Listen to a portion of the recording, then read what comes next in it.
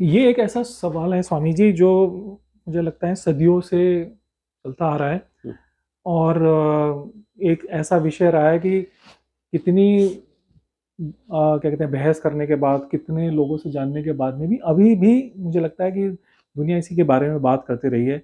वो है कर्म और किस्मत। हुँ, कर्म तो देखिए सब करते हैं, एक किसान भी कर्म करता है और कर्म करने से वो अपने बीज जो है हुँ, उस धरती माँ में अर्पण करता है।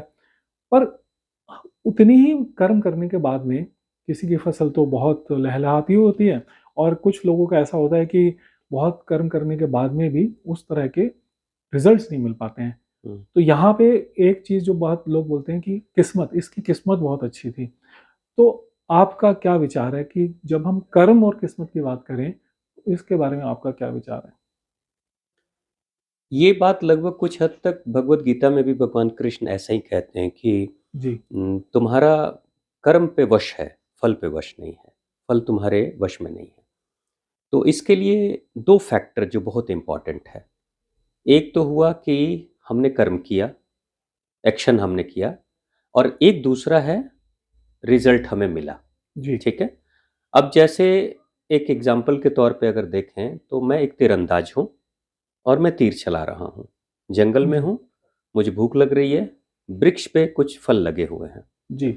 और मैंने एक मीठे पके हुए फल के ऊपर अपने तीर से निशाना लगाया है और निशाना लगाकर और मैं अच्छा तीरंदाज हूँ जी। और निशाना लगाकर मैंने तीर छोड़ दी। जी। तीर जैसे ही छूटी है, हम्म। तो तीर के छूटने के बाद, बाण से तीर छूटने के बाद और लक्ष्य को भेदने के बीच में जी। ये भी हो सकता है कि बिल्कुल तीर निशाने पे लगे और फल मुझे मिल जाए। जी। तो मैं तो एक अच्छा तीरंदाज हूँ, इसका अच्छा फल मुझे मिल गया, हम्म। फल के रूप में। बिल्कुल। लेकिन ये भी हो सकता है कि मैंने तीर चलाई है, लेकिन जब तक तीर पहुँची है फल के पास में, तब तक हवा का एक झोंका चला है और उस हवा के कारण से डाली हिली है और फल अपनी जगह से हिल गया। अलग हट गया, हिल गया हम्म। और मेरी तीर निकल गई हो। हम्म। तो फिर मुझे कोई देखने वाला जो थर्ड पर्सन होगा वो कहेगा कि आप अच्छे तीरंदाज नहीं हो। हम्म। तो वहाँ पे मुझे ह्यूमिलिएशन होगा, हम्म। मुझे ग्लानि होगी, हम्म। लेकिन हम्म। मेरे वश में हवा तो नहीं थी ना, हम्म। मेरे वश में पेड़ का हिलना मेरे वश में नहीं था। जी। मेरे वश में बस तीर चलाना था, बिल्कुल। निशाना लगाना था। जी। तो ये जो हवा हिली है, ये बाहर का फैक्टर है। बिल्कुल। इसी को भगवान कृष्ण आगे जो कहते हैं कि क्यों वो कह रहे हैं कि तुम फल की चिंता मत करो। हम्म। फल की चिंता और फल की प्लानिंग, हम्म। ये दोनों अलग-अलग चीज़ हैं, मगर हम्म। दोनों इम्पोर्टेंट हैं। हम्म। अगर मैं किसी की चिंता कर रहा हूँ, हम्म। तो ये होगा कि चिंता के कारण से मेरी एक्टिविटी, मेरा जो परफॉर्मेंस है, वो कम हो सकता है। हम्म। क्योंकि मैं चिंता जब करता हूँ, हम्म। तो उस समय इंसान के कार्य की क्षमता घट जाती है, मानसिक क्षमता भी घटती है। बिल्कुल। चिंता नहीं करना है, जी। चिंतन करना है। हम्म। चिंतन की मेरा जो डिज़ायर्ड, जो हम्म। कामना है मेरी, जिस हम्म। लक्ष्य को मैं पाना चाहता हूँ, जी। वो लक्ष्य पूरा कैसे बेहतर तरीके से हो, उसके लिए मैं क्या बेहतर प्लानिंग कर सकता हूँ। तो बिल्कुल। प्लानिंग मेरे वश में है, बिल्कुल। ठीक है। अब रही जो 5 चीज़ें हैं जो महत्वपूर्ण हैं इंसान के लिए। हम्म। एक तो कर्म, कर्म पूरी तरीके से मेरे वश में है, जी। लेकिन रिज़ल्ट की जगह पे 5 फैक्टर कार्य करते हैं। हम्म। पहला फैक्टर, आपकी बॉडी, आपका तन कैसा है उस हम्म। वक़्त उस हम्म। कार्य को पूरा करने के हम्म। लिए। कहीं हम्म। बीमार तो नहीं हम्म। है ना? हम्म। या स्वस्थ है तो अच्छा है, ये एक फैक्टर। बिल्कुल। दूसरा फैक्टर, आपका मन कैसा है? बिल्कुल। आप बिल्कुल अच्छे हो, तन अच्छा है, हम्म। लेकिन मन कहीं किसी कारण से हम्म। निराश है, दुखी है, कर नहीं रहा है मन कार्य करने को, तो बॉडी साथ दे रही है, बावजूद उसके मन साथ नहीं दे रहा हम्म। है। मैं यहाँ एक बात कहना चाहूँगा, इसी बात पे थोड़ा होल्ड करते हैं, इसको हाँ, और डिटेल में जाते हैं। मेरे को एक चीज़ बहुत लगती है कि शायद जैसे आपने तन और मन की बात बोली, कहीं पे आपका क्या सोचना है? मुझे लगता है कि मन जो है, वो तन से भी ज़्यादा स्ट्रॉन्ग है। क्योंकि देखिए जब हम कोई इंसान बीमार पड़ जाता है, हॉस्पिटलाइज़ हो जाता है, उसको अपनी सुध भी नहीं रहती है। उस समय उसके घर वाले या उसका जो काम कर रहा होता है ना, कहते हैं कि आपकी जो इंटरनल एनर्जी है या आपका जो मन है, वो मन इतना स्ट्रांग हो जाता है कि वो ही आपको उस सिचुएशन से बाहर निकाल पाता है। आपकी देह देह भी आपके साथ नहीं दे रही है, आप कहीं पे पड़े हुए हैं और आपका और बहुत बार मैंने ऐसी भी देखी सिचुएशन होती है कि इंसान के साथ में किसी विषम स्थिति में फँस गया और वो कुछ कर भी नहीं पा रहा है, पर उसको उसका मन या जो दृढ़ता है वो इतनी स्ट्रॉन्ग हो जाती है कि वो उस सिचुएशन से उसको बाहर निकाल जाती है। आपका क्या वो सोचना है इस बारे में? बिल्कुल सही। क्या ये सिचुएशन टू सिचुएशन फ़र्क पड़ेगा या आपको लगता है कि अ, तन तो बस तंदुरुस्त होना ज़रूरी है ही है, या आपको लगता है कि मन ज़्यादा महत्व ले लेता है उस समय? बेसिकली तन बाई प्रोडक्ट मन का ही है। जी। अच्छा, थोड़ा इसके बारे में और बताइए? जैसे तन कैसा होगा, जी। ये मन बहुत हद तक डिसाइड करता है। हुँ, हुँ। अगर तन अच्छा है, मतलब मन का मतलब सॉफ्टवेयर जी, और तन का मतलब हार्डवेयर। जी। सॉफ्टवेयर अच्छा है तो फिर आपका हार्डवेयर अपने आप काम वो करेगा। तंदुरुस्त कर ही देगा कि कर आपने मन में ये बना लिया है, ठान हाँ, लिया है कि मुझे हाँ, अपने तंदुरुस्त बनना है, हाँ, मुझे अपने खाने-पीने पे रोक लगानी है या खाना-पीना जो करना है वो शुद्ध लेना है, तो अपने आप ही ये होगा कि आपकी बॉडी वो उस हिसाब से आपको रिज़ल्ट्स देगी ही देगी। हाँ, जी, है ना? जी। तो मन डिसाइड करता है हुँ, कि तन को कैसी ऊर्जा सप्लाई की जाए। जी, जैसे एक छोटी-सी चीज़ को अगर आप हम लोग देख लें, जी। हमारे शरीर में जो प्राण की ऊर्जा है वो स्टेबल नहीं है किसी एक जगह पे, हुँ, हुँ। फिक्स नहीं होती। हुँ, हुँ। प्राण की ऊर्जा हमेशा ही बदलते रहती है, स्थान बदलते रहती जी, है ना? जी। कभी उत्तरायण, कभी दक्षिणायन। हुँ, तो नाभि जो केंद्र है, नाभि केंद्र से ऊपर, जी, कहते हैं ऊपर अगर आपकी ऊर्जा जा रही है, तो आप आध्यात्मिक यात्रा करने जा रहे हो, जी, परमात्मा की तरफ। बिल्कुल। परमात्मा का मतलब परम आत्मा। Hmm, you are going to reach at a excellent place. Right. आप आत्मा हो। जी। ऊर्जा नीचे जाएगी तो भी आप आत्मा हो, हुँ, ऊर्जा ऊपर जाएगी तो भी आत्मा हो। नहीं। लेकिन ऊर्जा ऊपर जब जाती है तो आप एक एक्सीलेंट आत्मा, अपग्रेडेड आत्मा के डायरेक्शन में आगे बढ़ते हो। जी, तो ऊपर की आत्मा है परमात्मा की तरफ, ऊपर की ऊर्जा है परमात्मा की तरफ, जी। और नीचे की ऊर्जा है संसार की तरफ। तो आप अगर हम इसी बारे में बात करें तो जब हम आज के समय में मास कॉन्शियसनेस की बात करते हैं कि हम सब के सारे जो लोग हैं एक मास कॉन्शियसनेस से कनेक्टेड हैं। आप, मैं, जो हमारे कैमरामैन हैं, ये सब एक मास कॉन्शियसनेस से कनेक्टेड हैं। तो वो मास कॉन्शियसनेस आज के हिसाब से आपको लग रहा है उसका स्तर नीचे आया हुआ होगा? क्योंकि अगर हम पुराने समय की, मैं इसको थोड़ा और एक्सप्लेन करने की कोशिश करता हूँ, अगर हम पुराने समय की बात करें हमारे पिताजी के या हमारे दादा उनके समय पे, तो मुझे जो लगता है कि मास कॉन्शियसनेस उस समय ज़्यादा थी, क्योंकि हमारा खान-पीन सबसे पहला वो ऐसा नहीं था कि वो हमारी बॉडी को इफ़ेक्ट डाल रहा है या वो हमारी आत्मा को फ़र्क डाल रहा है। और उस टाइम पे जो लोग थे वो डेली कोई ना कोई कीर्तन या रूटीन या ऐसा कुछ करते थे कि जो कहते हैं ना आत्मा स्वच्छ थी। और धीरे-धीरे समय ये आता गया कि एक हमारा खान-पान में बहुत फ़र्क हुआ। आज हम फ़ास्ट फ़ूड की तरफ भागने लगे हैं। हेल्थ को जो ध्यान देना चाहिए था, वो नहीं ध्यान हो पा रहा।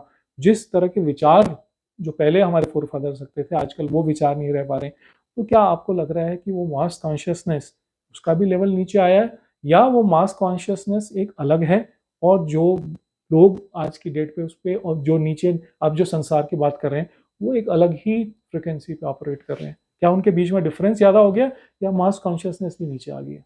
हम्म। ये जो 5 चीज़ों की बात मैं कर रहा हूँ ना, जी, कि 5 फैक्टर मिलके डिसाइड करते हैं जी। कि आपको फल कैसा मिलेगा। हुँ, उसमें जो कॉन्शियसनेस है वो यस, भी आता है। ओके। जैसे पहला मैंने कहा बॉडी, बॉडी, दूसरा मैंने कहा मन, मन। तीसरा है संसाधन, यानी कि मॉनेटरी टर्म में आप कैसे हैं। आप हुँ, किसी काम को करने जा रहे हैं, उसके जी, लिए संसाधन उपलब्ध है क्या? जी, है ना? जैसे जी। आप पढ़ाई करने चाहते हैं, बुक उपलब्ध नहीं है। आपके पास टूल्स होने चाहिए। हाँ, हाँ, आप बिज़नेस करना चाहते हैं, पैसा ही नहीं है, रिसोर्सेज़ ही नहीं है आपके पास। सोर्स नहीं है, ठीक जी, है? तो ये हो गया तीसरी चीज़ हो गई कि आपके पास संसाधन है क्या? जी, चौथी चीज़ सराउंडिंग, हुँ, आप कैसे माहौल में रहते हैं? बिल्कुल। आप डॉक्टर बनना चाहते हैं और हुँ, डॉक्टरों से ही घिरे हुए हैं, जी, डॉक्टर ही आपके घर में हैं, हुँ। तो ऑटोमेटिक आपकी सराउंडिंग भी इन्फ्लुएंस करेगी, प्रभाव डालेगी आपके ऊपर। वो कहते हैं ना, a man is known by the company he keeps. Company, yes. और आज की डेट में ये भी बहुत बोला जाता है कि अगर आप सक्सेसफुल बनना चाहते हैं, तो आप अपने आस-पास सक्सेसफुल स लोग लोग रख लीजिए। जो सफल। सफल लोग आप रख लीजिए, तो आप अपने आप सफल होने लग जाएंगे, क्योंकि वो आपके थॉट्स, आपके बिलीफ्स, आपके एक्शंस को इन्फ्लुएंस करना शुरू कर देंगे। तो बिल्कुल। आपका, तो आप मास कॉन्शियसनेस का ये बोल रहे हैं कि अगर हम उस टुकड़ों में देखने शुरू कर दें, हम हाँ, आसपास का अपना एनवायरनमेंट को देखना शुरू कर दें, हाँ, और उस कॉन्शियसनेस के जो आप बनना चाहते हैं या हाँ। आपका एम है या आपका गोल है, अगर उसके साथ कॉन्शियस अगर कनेक्ट करना लग जाते हैं, तो हमारा गोल अचीवमेंट जो है वो काफ़ी ईज़ी हो जाएगा, या हमें जो डायरेक्शन दिखनी है, गोल दिखना है, वो ईज़ी हो जाएगा। वो फैक्टर काम करता है जी, कि आप अपने गोल के डायरेक्शन में बढ़ेंगे या पीछे हटेंगे। जैसे मैं आध्यात्मिक अचीवमेंट करना चाहता हूँ, जी, लेकिन बहुत वर्ल्डली और सांसारिक लोग जो बहुत ही संसार में डूबे हुए हैं, उन जी, लोग के साथ में रह रहा हूँ, तो चांसेस ज़्यादा है कि मेरी आध्यात्मिक यात्रा थोड़ी पीछे छूट जाएगी, बिल्कुल, है ना? बिल्कुल। और अगर मैं कुछ बनना चाहता हूँ जी, और मैंने वैसे ही कंपनी रखी है अपने आसपास में, जी। उन्हीं लोगों के सानिध्य में मैं हूँ, हुँ, तो मुझे मैं इसका मतलब है कि मैंने अपने आप को बहती हुई धारा में डाल दिया है। जी, प्रतिकूल धारा नहीं, अनुकूल धारा में डाला है। जी। और गलत गलत नहीं कहेंगे। अब एक राइटर को फुटबॉल प्लेयर्स के साथ रहना हुँ, गलत नहीं है, हाँ, लेकिन प्रतिकूल धारा, हुँ, धारा जिधर से बह रही है, आप हुँ, उसके विपरीत डायरेक्शन में आप जा रहे हो। बिल्कुल। ठीक है?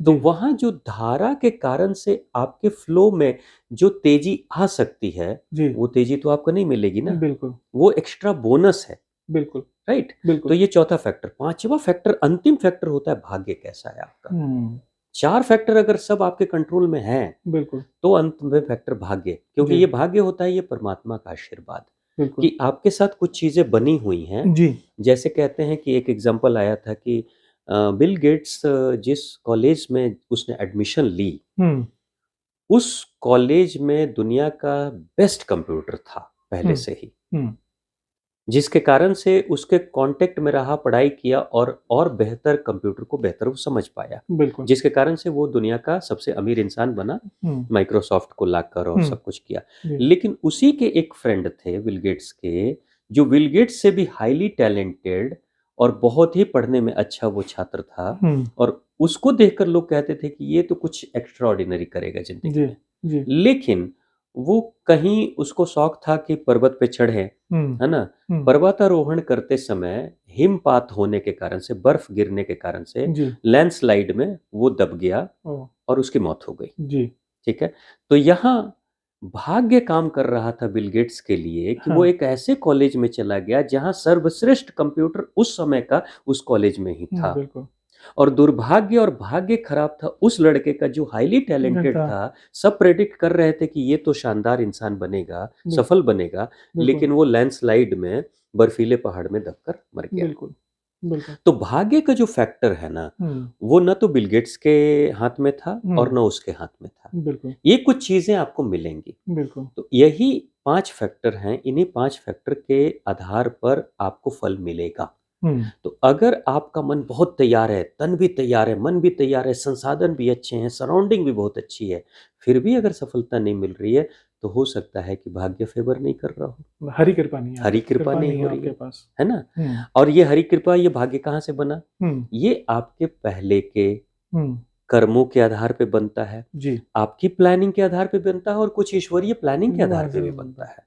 बिल्कुल, राम जी को वनवास मिला तो ऐसा नहीं है कि वो राजा बनने के लायक नहीं थे। जी, डेस्टिनी ने सोचा कुछ और था। बिल्कुल। इससे ऊपर बड़ा कोई एग्ज़ाम्पल नहीं हो सकता है कि जिस दिन मतलब जिस रात, एक रात पहले जब राज्याभिषेक होना था श्री राम जी का और उनको घोषित होना था वहाँ का राजा, एक रात पहले ही कुछ ग्रहों की ऐसी हाँ, कहानी हुई, क्योंकि देखिए वो देखने का 2 ढंग हैं। एक ढंग तो ये देखने का ढंग है कि उस दिन वो राज्य अभिषेक नहीं हो पाया और भगवान राम जो थे वहाँ के राजा नहीं बन पाए और उसी दिन उनको वनवास मिल गया। हाँ, एक तरह से तो ये सोचा जा सकता है कि आपको विषम स्थिति मिल गई।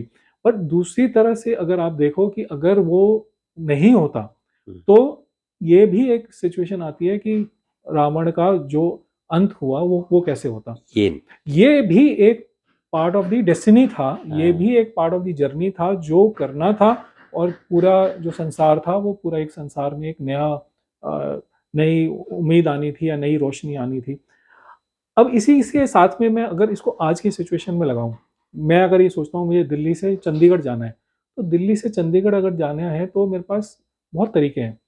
मैं फ्लाइट ले सकता हूँ, मैं ट्रेन से भी जा सकता हूँ, हम्म। या मैं रोड लूँ तो, या चाहूँ तो मैं साइकिल से और पैदल से भी जाऊँगा। हम्म।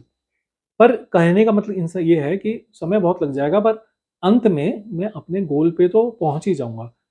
अब जो ये समय है कि आप गोल पे तो हो, आपकी डायरेक्शन तो सही है, पर आपको जो आपने बीच में बात की रिसोर्स नहीं मिल रहा है, या आपको वो टूल नहीं मिल रहा है, या आपको वो व्हीकल नहीं मिल रहा है जो आपको उस अपने लक्ष्य की तरफ थोड़ा फास्ट ले जाए, उसके लिए क्या आपको लगता है, क्या ये मेडिटेशन हेल्प कर सकती है, या आपको लगता है कोई ऐसी कोई चीज़ हम ज़िंदगी में अपनी लाइफ में ला सकते हैं जो हमारे को एक तो क्लैरिटी दे, प्लस जो हमारे को अपॉर्चुनिटी मिलनी चाहिए, या ऐसा हमें कोई साथ मिलना चाहिए। जैसे आपने बोला कि आप एंटरप्रेन्योर्स के साथ रहेंगे, या आप अपने आसपास की जगह में भी देखेंगे कि जिन लोगों ने वो पहले अचीव किया, अगर उनके साथ में भी आप रहेंगे तो आपको चीज़ें बहुत क्लियर हो जाएंगी। तो आपका क्या सोच है इस बारे में कि अगर गोल क्लियर है बट समय बहुत लग रहा है, उस समय पे हम क्या कर सकते हैं? हम्म।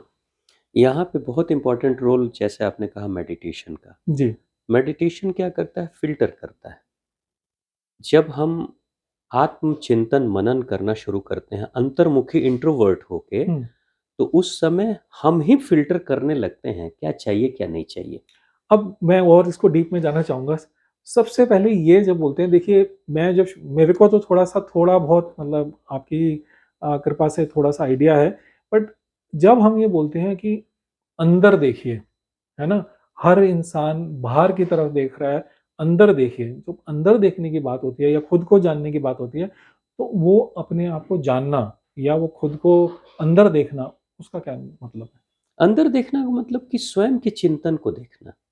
अपने ही थॉट्स को देखना। देखने की कोशिश करना कि हम्म। मैं अगर कुछ सोच रहा हूँ, तो मुझे लगता है ये लोगों के लिए बहुत एक, हम्म। आप अगर वहाँ कैमरे की तरफ देख के थोड़ा समझा दें कि मुझे जो लगता है कि ये बहुत इंपॉर्टेंट पॉइंट है कि जिस दिन आप अपने ही थॉट्स को देखना शुरू कर देते हैं और ये समझना शुरू कर देते हैं कि आपके अगर ये थॉट्स आ रहे हैं तो क्यों आ रहे हैं, और ये थॉट्स क्या मेरे गोल को अचीव करने में हेल्प करेंगे या मुझे पीछे लेके आएंगे, तो आपको क्लैरिटी मिलने लग जाती है। मतलब यही साक्षी भाव है। हाँ। तो आप थोड़ा-सा और समझाएँगे तो मुझे लगता है ईज़ी होगा। यहाँ पे तटस्थ होने का मतलब ये है हुँ, कि आप एकदम न्यूट्रल हो जाइए। हुँ, न्यूट्रल इन द सेंस हुँ।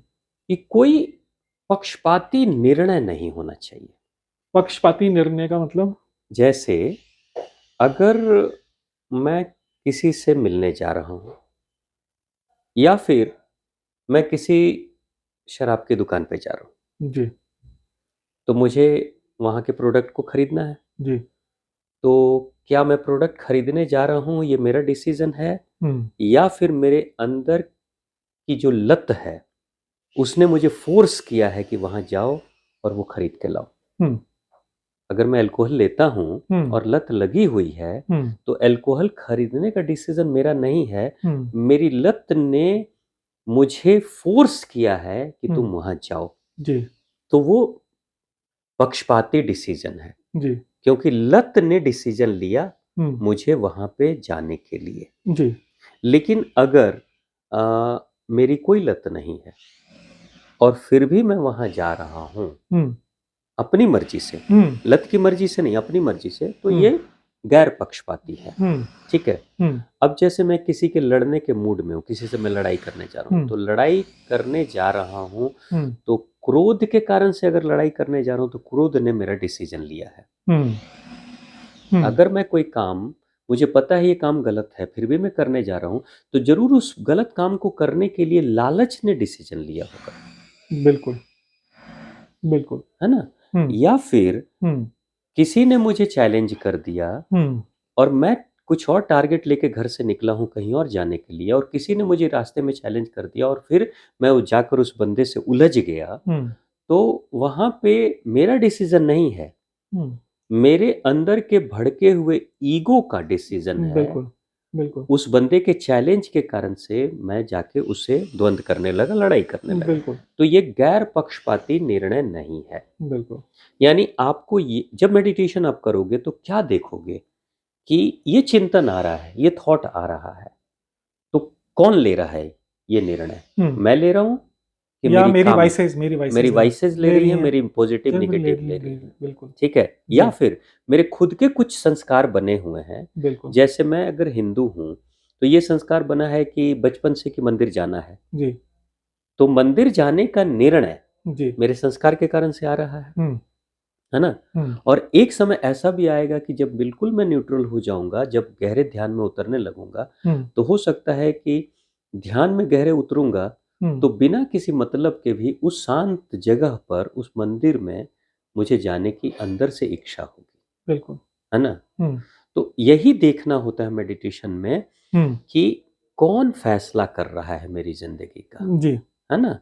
मेरी वासना कर रही है, मेरी कामना कर रही है, मेरा क्रोध कर रहा है, हुँ, मेरा लालच कर रहा है, हुँ, या किसी सोसाइटी के फैक्टर के कारण से। हुँ, जैसे मेरी क्षमता कार खरीदने की नहीं है, हुँ, लेकिन पड़ोसी ने कार खरीद ली है तो अब मेरे अंदर आग लग रही हाँ। है ना? हुँ, तो वहाँ पे कार खरीदने का निर्णय मेरा नहीं है, हुँ, ये तो पड़ोसी का है। हुँ, यानी सोसाइटी ने मुझे इन्फ्लुएंस किया है। हुँ, तो जब आप मेडिटेशन करते हैं तटस्थ होकर, तटस्थ का मतलब तट, हुँ, तट पे स्थित होकर हुँ, आप बहती हुई नदी को देखिए। हुँ, नदी बह रही है, हुँ, आप नदी में जाकर नदी को देखना आपके लिए मुश्किल है, क्योंकि हो सकता है धारा में आप भी बहने लगे, तो बिल्कुल। ठीक से नदी को देख नहीं पाएंगे, हुँ, क्योंकि धारा के साथ आप बह रहे हैं। हाँ। लेकिन तट पे बैठ जाइए, हुँ, तट पे स्थान ग्रहण कर लीजिए और तब बहती नदी को देखिए। तो वो हुँ, बहती नदी क्या है? वही विचारों की धारा है, हुँ, उसको आप देख रहे हो, हुँ, है ना? हुँ, उसके ही आग्रह को, हुँ, विचारों के आग्रह को आप रोक नहीं पा रहे हो, हुँ, जिसके कारण से जैसे हम मेडिटेशन करने बैठ गए हुँ, और मुझे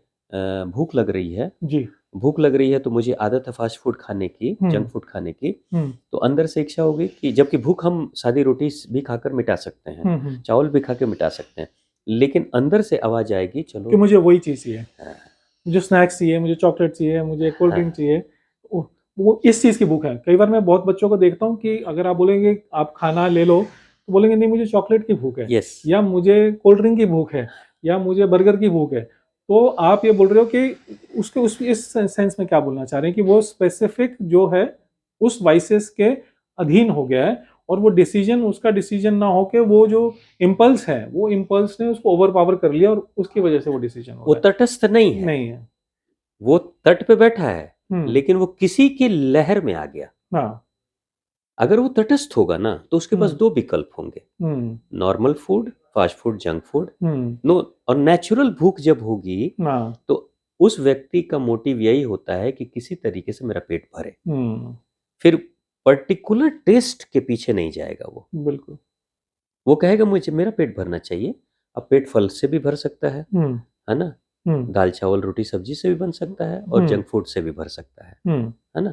लेकिन अगर उसमें से कहे नहीं, मुझे तो पेट भरना है मगर इसी से भरना है, हुँ, तो इसका मतलब कि उसके लिए डिसीज़न कोई और कर रहा है, वो हुँ, तटस्थ नहीं है। बिल्कुल, यानी कि वो धारा में बह बह ही रहा रहा है। है।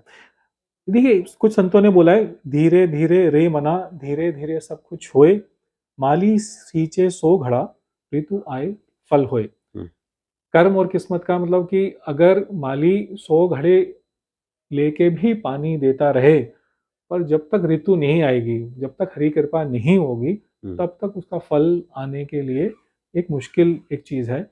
तो इसी में सेंस में बात करते हुए जो आपने बोला कि तटस्थ होना है, हुँ, पर इसके लिए तटस्थ होने के साथ में मन में धीरज रखना भी बहुत ज़रूरी है।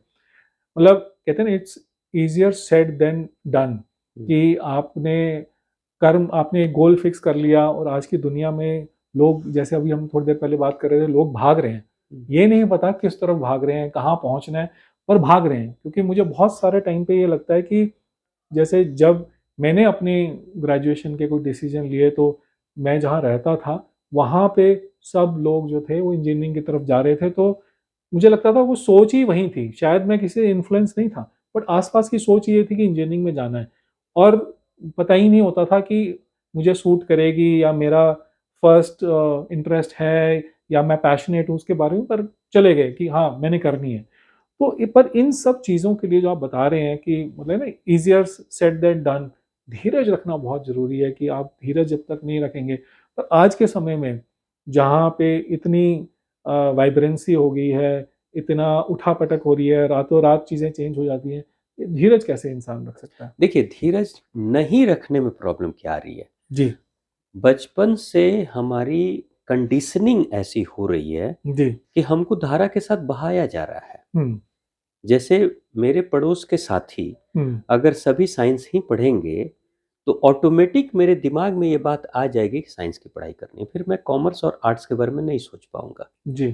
ठीक है? तो जो आपने बीच में रिसोर्सेज़ और विकल्प की बात करी, हाँ, वो विकल्प के सोसाइटी, बाद हाँ, बिल्कुल, जी, है ना? जी। ऑटोमेटिक आ जाएगा, हुँ, ठीक है? जैसे हुँ, आपने कहा कि इंजीनियरिंग की पढ़ाई मैंने की, हुँ। क्योंकि सब लोग नहीं इंजीनियरिंग की कर कर रहे रहे हैं। थे। बिल्कुल, मेरे आस-पास के जो जितने मुझे स लोग दिखे। तो अब धैर्य बहुत इंडिविजुअल चीज़ है, जी, लेकिन जो सराउंडिंग का और वातावरण या आसपास के लोगों का जो इन्फ्लुएंस है आपके ऊपर, हुँ, वो बहुत हद तक हावी है इंसान के ऊपर। जैसे? धैर्य रखने के लिए हम क्या अपने दिमाग की कंडीशनिंग कर रहे हैं? जी, उसके लिए तो हमको पहले अलग हटना पड़ेगा ना, हुँ, अकेले होके चिंतन मनन करना होगा। जी, तो जो प्राचीन भारत के समय में जो शिक्षा पद्धति थी, उसमें यही चीज़ थी कि बच्चे को बचपन में ही, हुँ, मतलब इस घोर संसार में, जो कहते हैं ना एक अघोरी परंपरा है, हुँ, अघोरी परंपरा में वो कहते हैं अघोरी है। अघोरी मीन्स क्या? घोर संसार से परे हट गए। हुँ, मतलब संसार घोर संसार हुँ, है ना?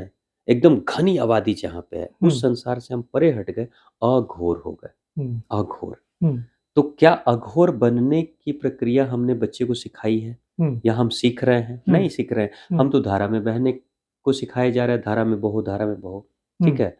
तो सब के सब धारा में बह रहे हैं। हुँ, तो बीच में हम किसी दिन सोच रहे हैं कि धारा से बाहर हट के देख लें, हुँ, कुछ सोच लें, नहीं हो पाएगा, हुँ, क्योंकि हमें उसके लिए ट्रेनिंग ही नहीं है। हुँ, यानी कि एक्सेलेरेटर दबाना तो सबने सीख लिया है, हुँ, स्पीड बढ़ाना तो सबने सीख लिया, हुँ, ब्रेक लगाना नहीं सीखा है। हुँ, अब ब्रेक लगती नहीं फिर उसके बाद में।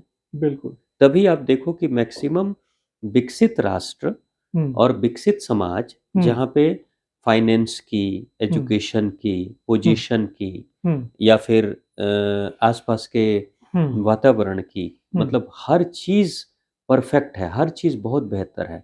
ऐसे सराउंडिंग में, ऐसे देश, ऐसे राज्य, ऐसे प्रदेश में रह के लोग भी मानसिक रोगी हो रहे हैं, डिप्रेशन के शिकार हो रहे हैं। तो आपका कहने का मतलब ये है कि धैर्य जो है, वो इंडिविजुअल की ही डेस्टिनी नहीं चेंज करता, पर वो धैर्य पूरे राष्ट्र की भी डेस्टिनी चेंज कर सकता है। जैसे कि एक आई थिंक इसका बहुत अच्छा एग्ज़ाम्पल ये है कि जब चाणक्य का एग्ज़ाइल अगर नहीं होता, वो जंगल में उनका वो अपमान जो था, धनानंद के दरबार में नहीं हुआ होता, तो भारत का इतिहास ही चेंज नहीं होता। बिल्कुल। तो जहाँ आप ये कह रहे हैं कि वो तटस्थ होना बहुत ज़रूरी है और वो उस सिचुएशन से बाहर निकल के अपने मन में चिंतन करना बहुत ज़रूरी है और अपने गोल की तरफ अगर आप देखने लग जाओगे तो खाली आपकी ही डेस्टिनी चेंज नहीं होगी। आपकी, आपकी फैमिली की, आपकी सोसाइटी की, इवन आप एक राष्ट्र की भी जो है डेस्टिनी पूरी चेंज कर सकते हैं।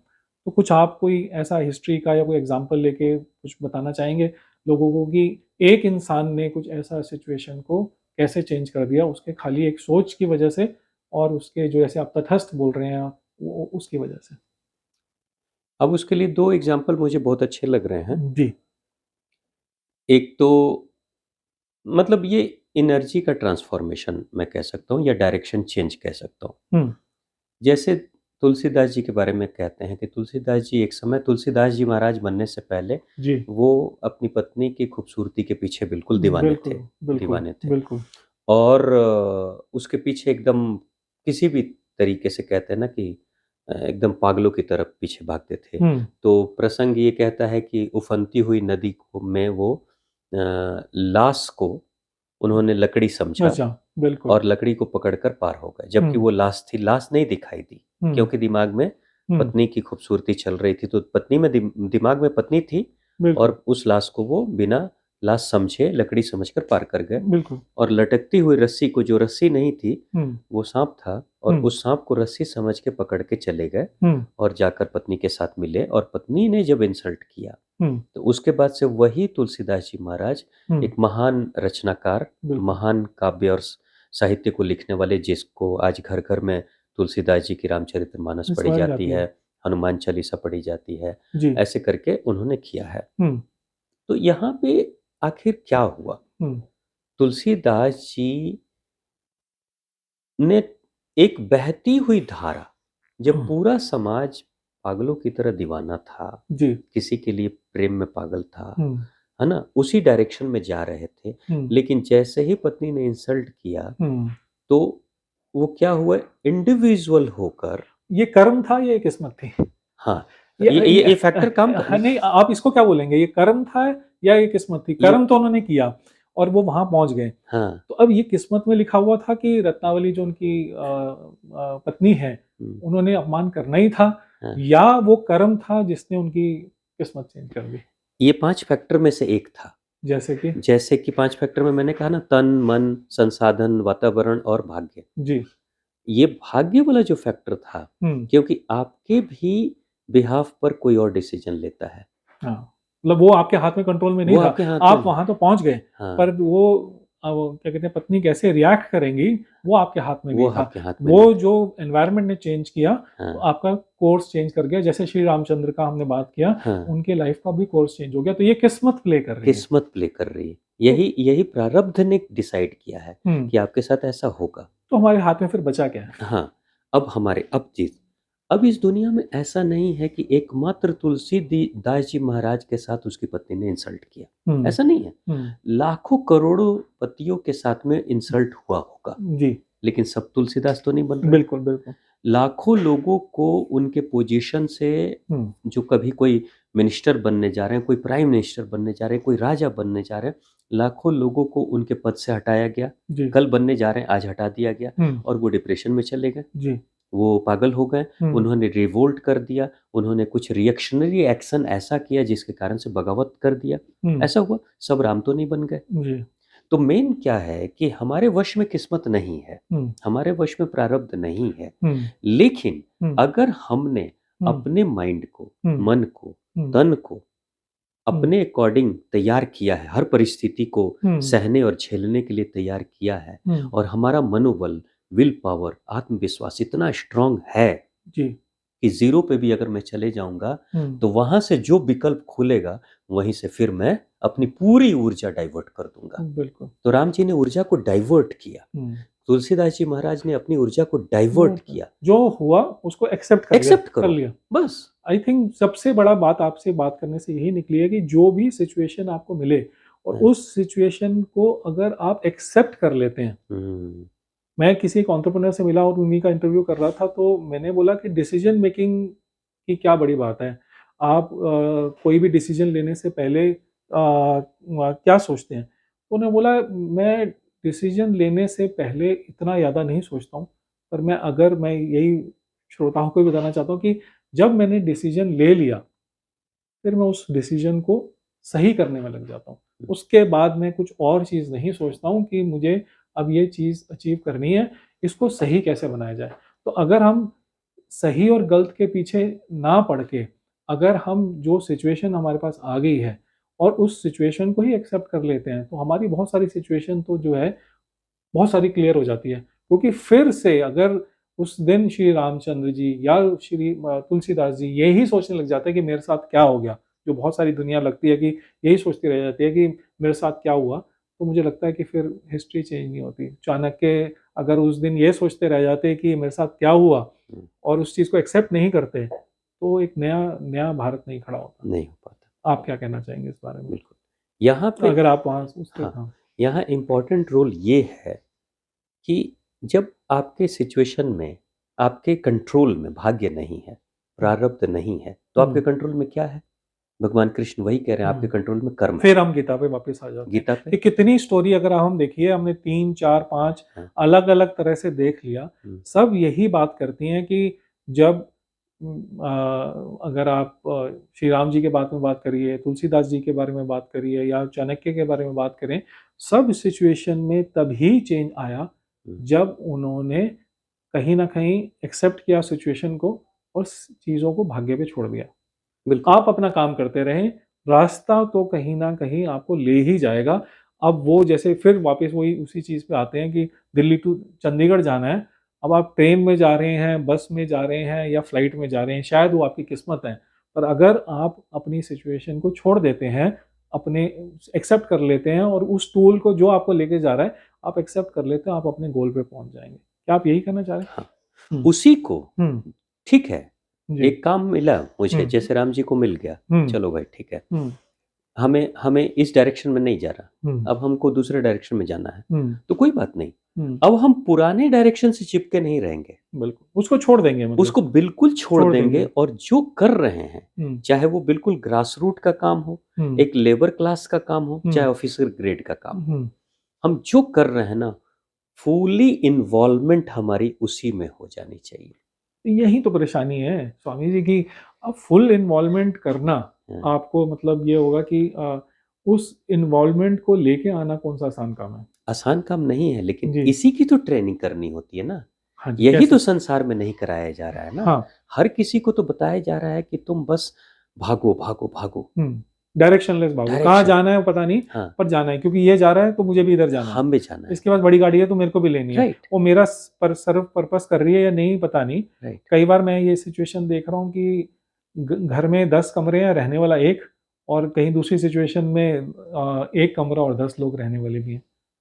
तो ये नहीं पता कि हम जाना कहाँ चाहते हैं, हम अचीव क्या करना चाहते हैं। इसीलिए सबसे पहले आपने फिर वही बोला कि पहले आप अंदर देखना शुरू करो।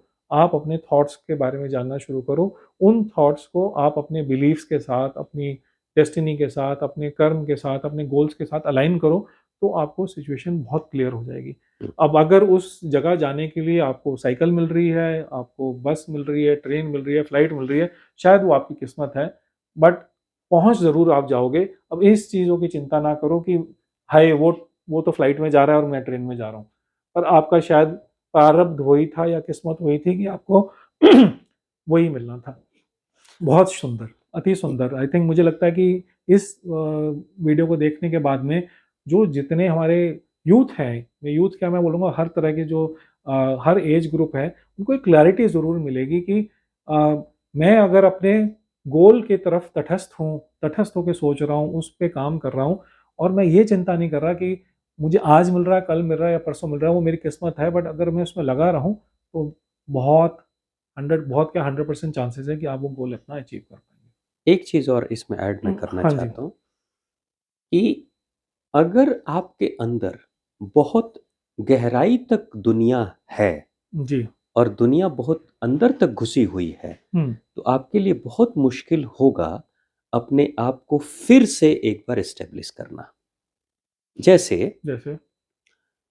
बार-बार मथुरा के ऊपर हमला हो रहा था जरासंध का, हुँ, और जरासंध बार-बार जब हमला कर रहा था और बहुत सारे श्री कृष्ण को तो पराजित करना संभव नहीं था जरासंध के लिए, लेकिन श्री कृष्ण के उस युद्ध में कंस के मरने के बाद से जरासंध के युद्ध में बहुत सारे लोग कृष्ण के मारे जा रहे थे। बहुत बड़ी क्षति, यादव वंश का अंत हो यादव रहा समाप्त हो रहा है और बहुत बड़ी क्षति हो रही थी। जी, तो इसलिए भगवान कृष्ण ने ये निर्णय किया जी, कि मैं इस स्थान को छोड़ के चला द्वारका जाऊँगा, की तरफ। ठीक है? जी। और उसमें एक और साजिश चली थी जरासंध ने अंतिम लड़ाई के समय जब भगवान कृष्ण ने छोड़ हुँ, दिया, हुँ, उस वक़्त के इस देश के जितने भी बड़े विद्वान थे, जिनको कहते हैं ब्राह्मण थे, हुँ, उनको उन्होंने अपनी सेना के आगे खड़ा कर दिया था, हुँ, जरासंध ने। हुँ, और उन सबको पता था कि कृष्ण सबको बहुत सम्मान करते हैं, हुँ, ज्ञानियों का सम्मान कृष्ण करते हुँ, हैं। अब कृष्ण की सेना हथियार नहीं उठा पाएगी और हमला नहीं कर पाएगी, क्योंकि आगे जो विप्र ब्राह्मण चल रहे हैं वो मारे जाएँगे। हुँ, तो भगवान कृष्ण के पास लगा कि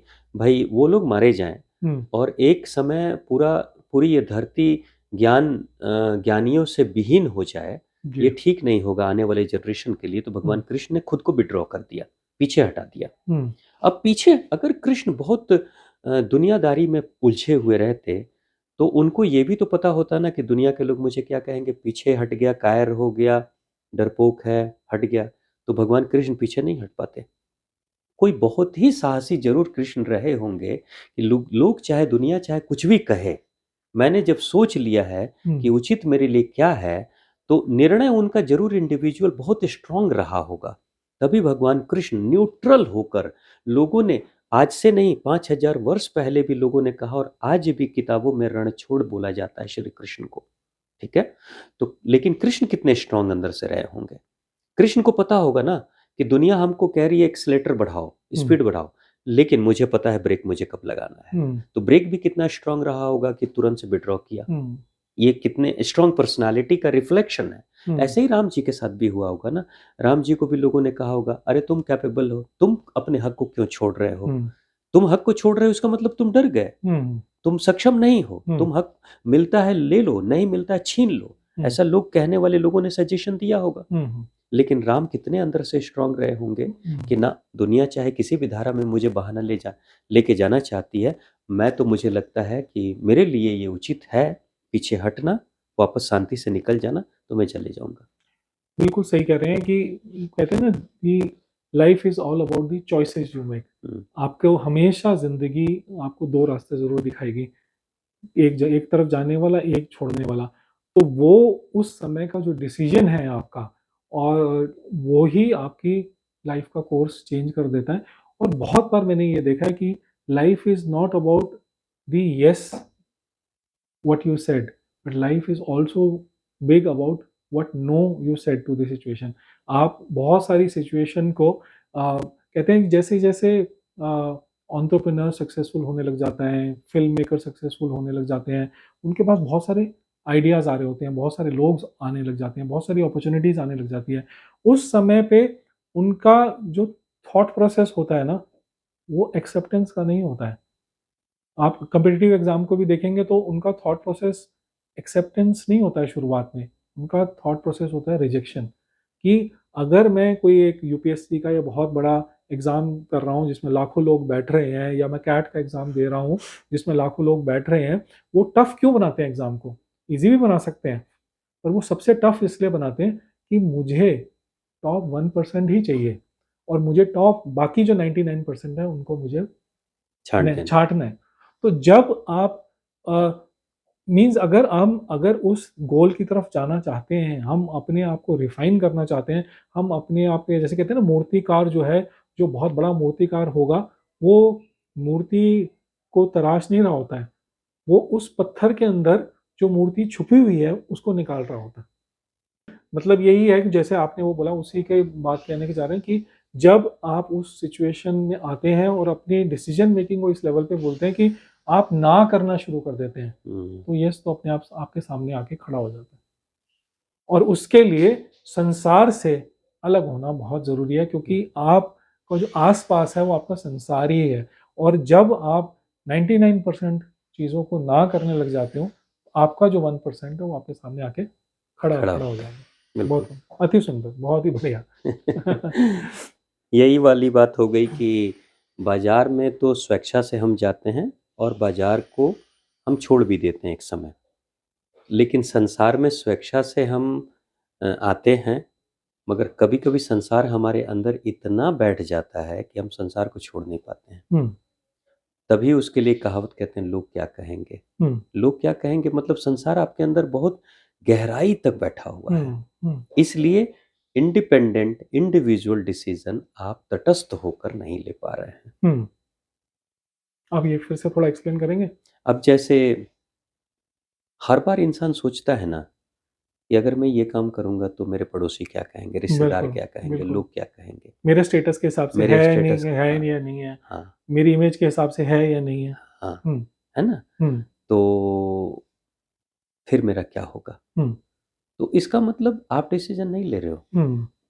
लोग डिसीजन ले आपका रहे हैं, एनवायरनमेंट डिसीजन ले रहा है। एनवायरनमेंट डिसीजन ले रहा हुँ, है ना। हुँ। तो ये कमजोर पर्सनालिटी ठीक का है, रिफ्लेक्शन है। तो कहीं न कहीं एस्ट्रोलॉजी के हिसाब से बोलें तो आपका सूर्य आपका वीक है। हाँ, आपका सूर्य वीक है, और आप, क्योंकि सूर्य वीक है तो मतलब आपके डिसीजन मेकिंग, आपकी पर्सनैलिटी में कहीं न कहीं चैलेंज आ गया।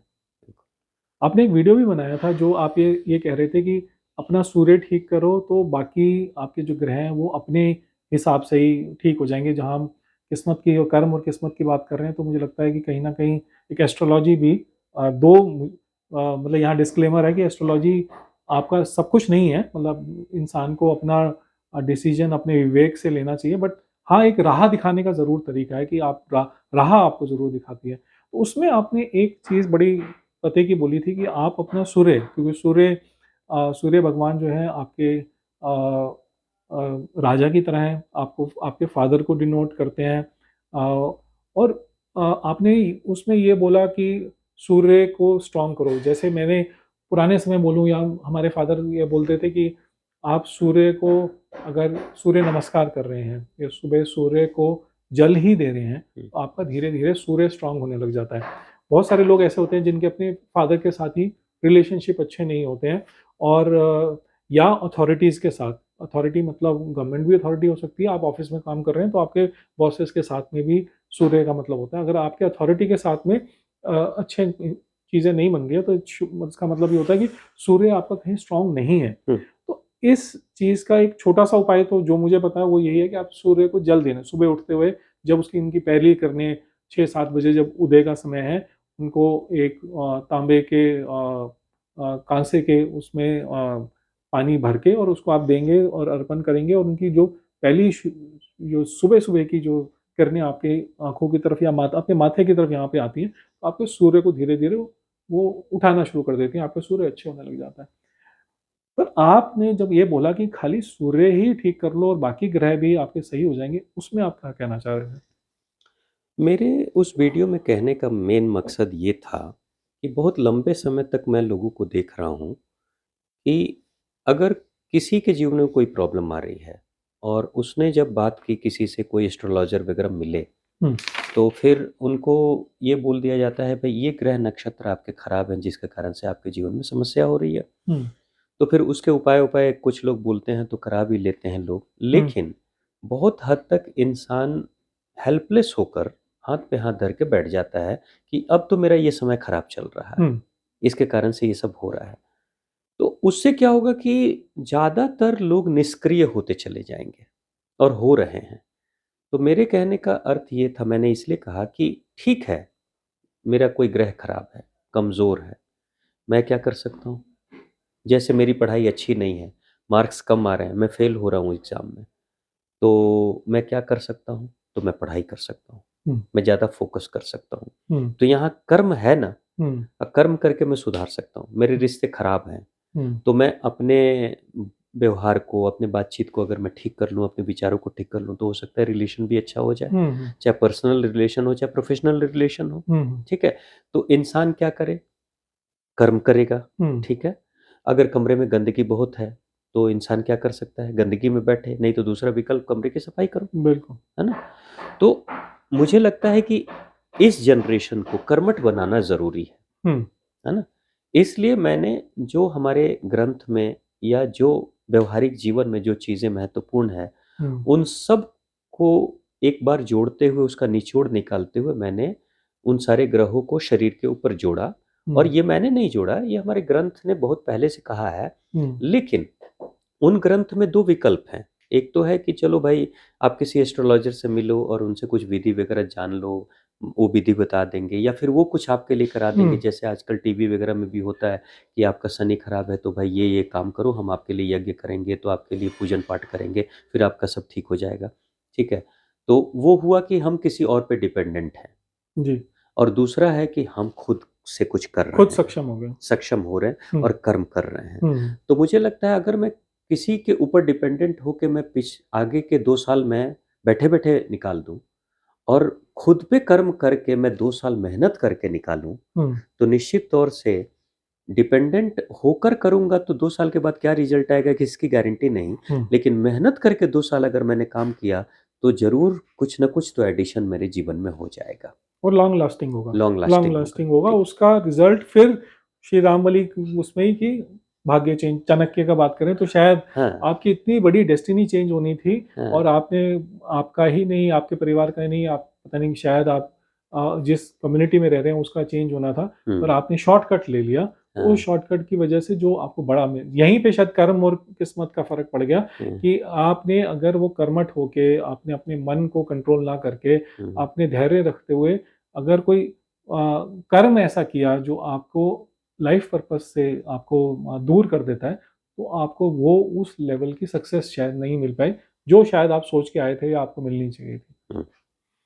तो बिल्कुल। इसलिए मैंने उसको जोड़ा कि हुँ, सूर्य जो है, वो हमारी आत्मा से कनेक्शन है। हुँ, तो आत्मा की आवाज़ तो इंसान खुद भी कहता है कि हुँ, मैंने अपनी आत्मा की आवाज़ को दबा दी, तब मैंने हुँ, ये काम किया। बिल्कुल। क्योंकि मैं जो अलाइन्ड नहीं था उससे। अलाइन्ड नहीं था, हुँ, है ना? हुँ, इंसान इस दुनिया में जो लोग भी अच्छे कर्म या बुरे कर्म करते हैं, जी, तो किसी भी कर्म के पहले अंदर से एक आवाज़ आती है, बिल्कुल। तुम ये करो या नहीं करो, ये हुँ, सही है, गलत है, हुँ, ये इंसान को पता चल जाता है, बिल्कुल। ठीक है?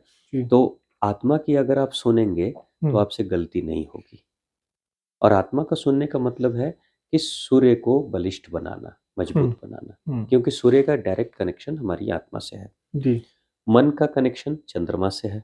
हुँ, तो हम चंद्रमा को ठीक करना चाहते हैं यानी मन को ठीक करें।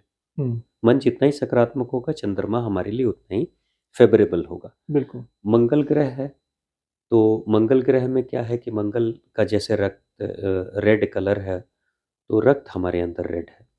अगर आप अपने खून को स्वच्छ और साफ़ कर रहे हैं, शुद्ध रख रहे हैं, हुँ, हुँ, तो मंगल आपका अच्छा हो रहा है। हुँ, बुध यानी बुद्धि, बिल्कुल। है ना? नहीं तो और मंगल को सही करने का तो बहुत सिंपल सा एक बस है, आप हनुमान चालीसा पढ़ना शुरू कर दीजिए। हुँ, आप हनुमान चालीसा पढ़ना शुरू करेंगे, तो आपका मंगल तो अपने आप ही जैसे हमने सूर्य की बात करी कि आप सूर्य को जल देना शुरू करेंगे, वो एनर्जी आनी शुरू हो जाएगी।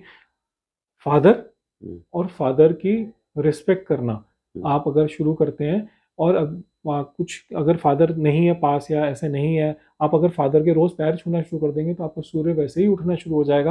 आप अपनी लाइफ में डिफरेंस देखना शुरू करेंगे। हुँ, नहीं तो फादर फिगर की आप रिस्पेक्ट करना शुरू कर देंगे। हुँ, जैसे मून का आपने मून मून एस्ट्रोलॉजी में मदर को भी हुँ, डिनोट करते हैं। तो आप अपने माँ के अगर पैर रोज़ दबाते हैं, माँ के साथ अगर अच्छे संबंध रखते हैं, माँ की इज़्ज़त करते हैं, अगर इज़्ज़त नहीं कर पा रहे हैं या ऐसा है, तो उनसे आर्ग्यूमेंट ना करिए, तो ही आपका मून उठना शुरू हो जाएगा। उसका मून का सही एक नेक्स्ट होगा कि आपके एजुकेशन में आपको फ़र्क पड़ना शुरू हो जाएगा। हुँ, और मून एक और चीज़ बहुत डिनोट करता है, वो है पानी। पानी अगर वेस्ट नहीं करते हैं, जल की जल को आप रिस्पेक्ट देना शुरू कर देते हैं, तो मून आपका वैसे भी स्ट्रॉन्ग हो जाता है। हुँ, ये कहते हैं सदियों से या बहुत पुराने कहते हैं ना हिंदी में टोटके चलते आ रहे हैं। हुँ, तो आप अगर इन चीज़ों को करना शुरू कर देते हैं, जैसे हमारे घर में एक बहुत चीज़ चलती थी कि जैसे ही शाम होती थी, सबसे पहले लाइट जलाई जाती थी। हुँ, एक तो क्योंकि वो कहते हैं कि उस टाइम पे वो राहु का काल होता है और आप जब लाइट जलाते हैं तो उस जगह को आप उजाला कर देते हैं। राहु का मतलब ये है कि वहाँ पे धुआँ करना, अंधेरे में करना, कन्फ्यूज़न लेके आना। हुँ, तो आप जैसे लाइट करके उजाला कर देते हैं तो वो आपका रोज़ जो आप एक घर में लाइट जलाते हैं सामने और फ्रंट में जैसे घर के लाइट जलनी चाहिए, तो आपकी लाइफ़ में भी उस तरह की अपॉर्च्युनिटीज़ अट्रैक्ट होने लग जाती हैं। राइट। ये सिंपल छोटी-सी चीज़ें हैं, जैसे आपने ये बताया कि आप अपने सूर्य को मजबूत करते हैं, तो आपके बाकी भी जो प्लैनेट्स हैं वो साथ के साथ में आपकी आत्मा अलाइन्ड होगी तो बाकी भी अलाइन्ड होना शुरू हो जाते हैं। एक-एक करके सब जुड़े हुए हैं, जी, इंटरकनेक्टेड है। जी, अब मेरी बुद्धि पे मेरे ब्लड का असर तो होगा ही, बिल्कुल, है ना? बिल्कुल। मेरी बुद्धि पे मेरे मन का असर होगा ही, हुँ, मेरी आत्मा का असर तो होना ही है। हुँ, अब इन सब के कॉम्बिनेशन के साथ में अगर हम कुछ बनते हैं, अगर मन भी अच्छा है, ब्लड भी अच्छा है, आत्मा भी अच्छी है ना? तन भी स्वस्थ है, तो हुँ, फिर क्या होगा हमारे अंदर से ही गुरु तत्व निकलेगा। हुँ, तब गुरुवार आ गया, तो हुँ, गुरु तत्व हो गया, है हुँ, ना? और जुपिटर को कहते हैं कि जुपिटर को जो ही गुरु है। गुरु तत्व है, बिल गुरु ग्रह है, बिल्कुल गुरु गुरु ग्रह है। ग्रह और गुरु ग्रह का मतलब उसका संबंध गुरुत्वाकर्षण से भी बिल्कुल। है ना? वो आपको खींचता है। हुँ, तो जिस दिन आपके अंदर का गुरु तत्व जग गया, हुँ, उस दिन वो आपको खींचेगा, बिल्कुल, एक्सपैंड कर देगा। है ना? हुँ, अपनी तरफ आकर्षित करेगा और हुँ, फैलाएगा, फैलाएगा आप। है ना? हुँ, अपने जैसा बना लेगा और फिर हुँ, आपको फैला देगा, हुँ, विस्तार कर हुँ। देगा। तो वैसे एज़ अ प्लैनेट भी अगर हुँ, हम कॉस्मिक में जाएँगे तो जुपिटर हमारा सेवियर ही है। जो हमें कॉस्मॉस से जो डेब्री आ रहा है, हुँ, वो जुपिटर ही हमें सेव करता है क्योंकि सबसे बड़ा प्लैनेट है। तो राइट। वो हमारा एक्चुअल में अगर हम उस तरह से प्लैनेट्स की भी सिचुएशन देखें, हम अपनी लाइफ़ को अपनी बॉडी की देखें, अपने रिलेशनशिप्स को देखें तो सारा ही एक दूसरे से वो रिप्रेजेंट करते हैं। एक यस। वो सिग्निफिकेंस उनका एक ही चीज़ है। अगर आप गुरु देखेंगे, अपने टीचर्स की क्या कहते हैं इज़्ज़त करना शुरू कर देंगे या गुरु तरह के लोगों की आप वो करना शुरू कर देंगे, आपको लाइफ में एक्सपेंशन मिलना आपको शुरू बिल्कुल। हो जाएगा। आपको एक प्रोटेक्शन मिलनी शुरू हो जाएगी from the negativity on this one. Right, right. एक चीज़ और मैंने देखी जहाँ पे आपने अभी हम बात कर रहे थे ना डिले, जैसे शनि जी का है कि बहुत सारे लोग ये बोलते हैं कि हमारे रोज़ मतलब जो भी हम काम करने जाते हैं उनको हमें एक तो डायरेक्शन नहीं मिलती है और दूसरा ये होता है कि हमें उस चीज़ को अचीव करने में हमारे को डिले बहुत होता है। उसके लिए अगर हम अपने आप को तटस्थ करना चाहें या हमारे जैसे आपने ऑप्शंस बोला वो देखने के लिए बोला, तो उसको कैसे अचीव किया जाए? डिले इन द सेंस कोई काम अगर आप कर रहे हैं, जी, तो हर काम के होने का भी एक समय होता जी, है ना? अब वहाँ पे वही चीज़ है कि हम काम तो कर रहे हैं, जी। लेकिन शरीर से कार्य कर रहे हैं और मन से कार्य कर रहे हैं, मगर जो हुँ, 3 फैक्टर हैं, हुँ, कहीं ऐसा तो नहीं कि वो पर्याप्त नहीं है मेरे लिए, हुँ, तो भी डिले हो सकता है। हुँ, जैसे हम बिज़नेस का मूड बना लिया हमने हुँ, और मन भी तैयार है, लेकिन फाइनेंशियली हम साउंड नहीं हैं, हुँ, तो डिले हो सकता है। हुँ, फैमिली का सपोर्ट भी नहीं मिल रहा है। हुँ, जैसे मैं कई परिवारों में देखा हूँ, लगभग भारत के हर कम्युनिटी के लोग बिज़नेस करते हैं। हुँ, लेकिन एक कम्युनिटी को मैंने देखा जो सच में बहुत सक्सेसफुल बिज़नेसमैन है, उसके पीछे कारण होता है गुजराती और मारवाड़ी लोगों हुँ, में मैंने एक कल्चर देखा है हुँ, कि सिर्फ़ जेंट्स बिज़नेस नहीं करता, हुँ। उनकी पूरी पूरी फैमिली फैमिली कर रहे होते हैं। पूरी फैमिली बिज़नेस करती है। उनका साइकी ही चेंज हुआ हाँ, होता है। उनके घर के बेटे-बेटी, बेटे भी एनवायरनमेंट लग हो जाते हैं जाते हैं, बिल्कुल, बिज़नेस में। बिल्कुल, पत्नियाँ घर में रहती हैं लेकिन बिज़नेस के बारे में ही सोचती हैं, बिल्कुल। है ना? उनके वो घर में खाने पे वो सीरियल बात नहीं हो रही होगी, बिज़नेस बात हो रहा होगा, यस, खाने की टेबल पे। यस, यस, है ना? खाना नहीं बात हो रही हो, ये हो रहा होगा कि क्या बिज़नेस कर हाँ, सकते हैं।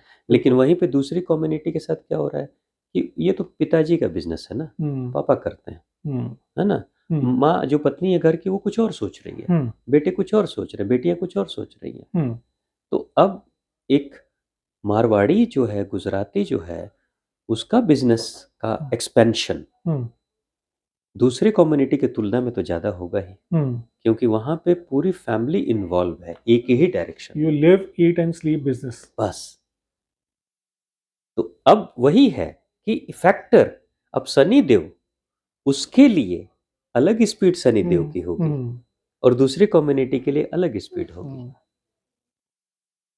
तो बिल्कुल। यहाँ पे सनी देओल की स्पीड सबके लिए समान नहीं है, हुँ, अलग-अलग है। हुँ, अगर मैं हुँ, बहुत दुखी हूँ और मुझे इस कमरे में बैठने के लिए कहा जाए, हुँ, तो मेरे लिए एक-एक मिनट काटना मुश्किल हो जाएगा। हुँ, लेकिन अगर मैं बहुत खुश हूँ और हुँ, तब मैं आपके साथ बैठूँगा और आपसे भी मुझे बहुत प्रेम हुँ, है ना? हुँ। तो फिर शाम हो जाएगी और पता ही नहीं समय का चलेगा, पता ही पता नहीं ही नहीं चलेगा। चलेगा। लेकिन अगर मेरा आपके साथ भाव अच्छा नहीं है, हुँ, तो आपके साथ वक़्त काटना मुश्किल हो मुश्किल हो जाएगा, जाएगा, जबकि वक़्त में तो कोई परिवर्तन नहीं हो रहा है। बिल्कुल। वक़्त आपके लिए समय या तो तेज़ चल रहा है या आपके लिए स्लो चल रहा है। हाँ, वही रिलेटिविटी रिलेटिविटी वाली थ्योरी चल चल रही रही है है, हाँ। कि मेरे अंदर या हम दोनों के बीच का कैसा रिलेशन है, हुँ, हम दोनों का समय कैसा है। बिल्कुल, दुखद वाला है, तो वक़्त काटना मुश्किल मुश्किल है हो जाएगा। और वक़्त लंबा हो जाएगा। हुँ, सुखद वाला है, तो वक़्त छोटा छोटा हो लग जाएगा, जाएगा, लगेगा कि हम तुरंत बहुत चाहे पूरा दिन बैठ के थोड़ा-सा ही तो समय था, बस, यूँ बीत गया। बस। हुँ, तो अब हम कहेंगे कि मेरे लिए वक़्त तेज़ था हुँ, और दूसरे सिचुएशन में मेरे लिए वक़्त धीमा था, हुँ। तो इनफैक्ट कुछ नहीं था। वक़्त तो वक़्त वक़्त ही था। अपने हाँ, स्पीड हाँ, से से चल चल रहा रहा है। था, हुँ, मेरी स्थिति अलग थी, मेरे हुँ। फैक्टर अलग काम कर फिर रहे थे। वहीं पे कहीं न कहीं वही एक्सेप्टेंस आ जाती है। हुँ, अगर आप वो एक्सेप्टेंस कर लेते हैं, आप उस सिचुएशन को मान लेते हैं और अपना जो आगे का कोर्स है, वो छोड़ देते हैं, उसमें उसके रिज़ल्ट्स वही फिर वापस कृष्ण जी पे आते हैं कि कर्म की क्या कहते हैं ना फल की इच्छा ना कर, कर्म कर्म किए जा और फल की इच्छा ना कर, तो वो वहीं पे डिफ़रेंस आ जाता है। यही किस्मत है कि आपको एक दिल्ली से चंडीगढ़ जाना है, तो आपको ट्रेन मिलेगी या फ्लाइट मिलेगी, बट ये है कि आप अपनी तरफ चले जाओ, अपने काम की तरफ बढ़े जाओ। बिल्कुल। सो इसी से अंत करते हैं स्वामी जी, एक बहुत अच्छा डिस्कशन था और मुझे लगता है कि जो श्रोता हैं उनको बहुत आज की डेट में बहुत मिला होगा इनपुट्स। आप कुछ ऐड करना चाहेंगे? लास्ट में मैं यही कहूँगा हम्म। कि मेरी दृष्टि में हम्म। सफल वो नहीं है जो जीवन में अपने सारे गोल्स को अचीव कर लेता है। हम्म।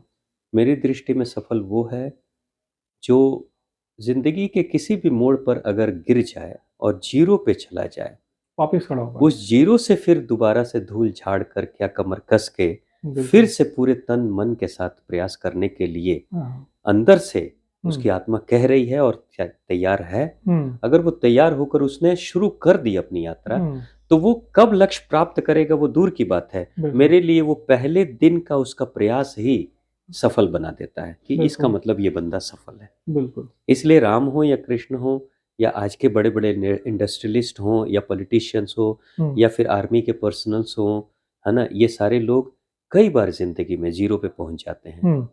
है ना, लेकिन फिर से कमर कस के खड़े हो जाते हैं। तो हम्म। जो कमर कस के खड़े हो जा रहे हैं ना, वो हम्म। मेरी दृष्टि में सफल हैं। बहुत सुंदर। अति सुंदर। अति सुंदर। वो इसी में अंत करते हैं। वो कहते हैं ना, गिरते हैं शहसवार ही मैदाने जंग में, वो तिफल क्या गिरेगा जो घुटनों के बल चल बल रहा है। चले। बिल्कुल।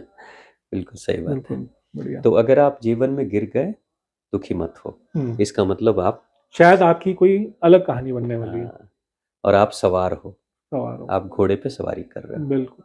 बिल्कुल। जो चांद से गिरेगा वो खजूर पे अटकेगा, जो खजूर से गिरेगा उसका क्या होगा? हम्म। वो तो बिल्कुल ही रसातल में चला जाएगा, जमीन पे चला जाएगा। बिल्कुल। बिल्कुल। तो गिरने में कोई बुराई नहीं है। नहीं है। पर मेन कहानी ये है कि वापस उठना, उठना, हाँ, वापस खड़ा होना जो है, हाँ, वो एक बहुत बड़ी चीज है। और वही शायद आपका कर्म और किस्मत में के अंतर का भेद है कि आप अगर गिर गए और फिर वापस वो खड़े हो जाते हैं, हाँ, वही मुझे लगता है कि शायद आपके कर्म और किस्मत का भेद है। जो खड़ा हो गया वापस, किस्मत उसको सपोर्ट कर जाती है। हम्म, और जो वहीं बैठ गया, वो हम्म। बोल देता मेरी किस्मत खराब है।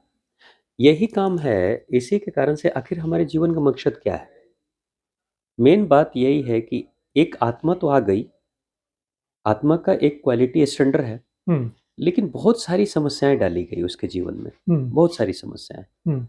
जैसे मैथमेटिक्स में हर क्वेश्चन को प्रॉब्लम ही बोलते हैं। मैथमेटिक्स के क्वेश्चन को क्वेश्चन ने कहे कि हम प्रॉब्लम्स कहते हैं। हम्म।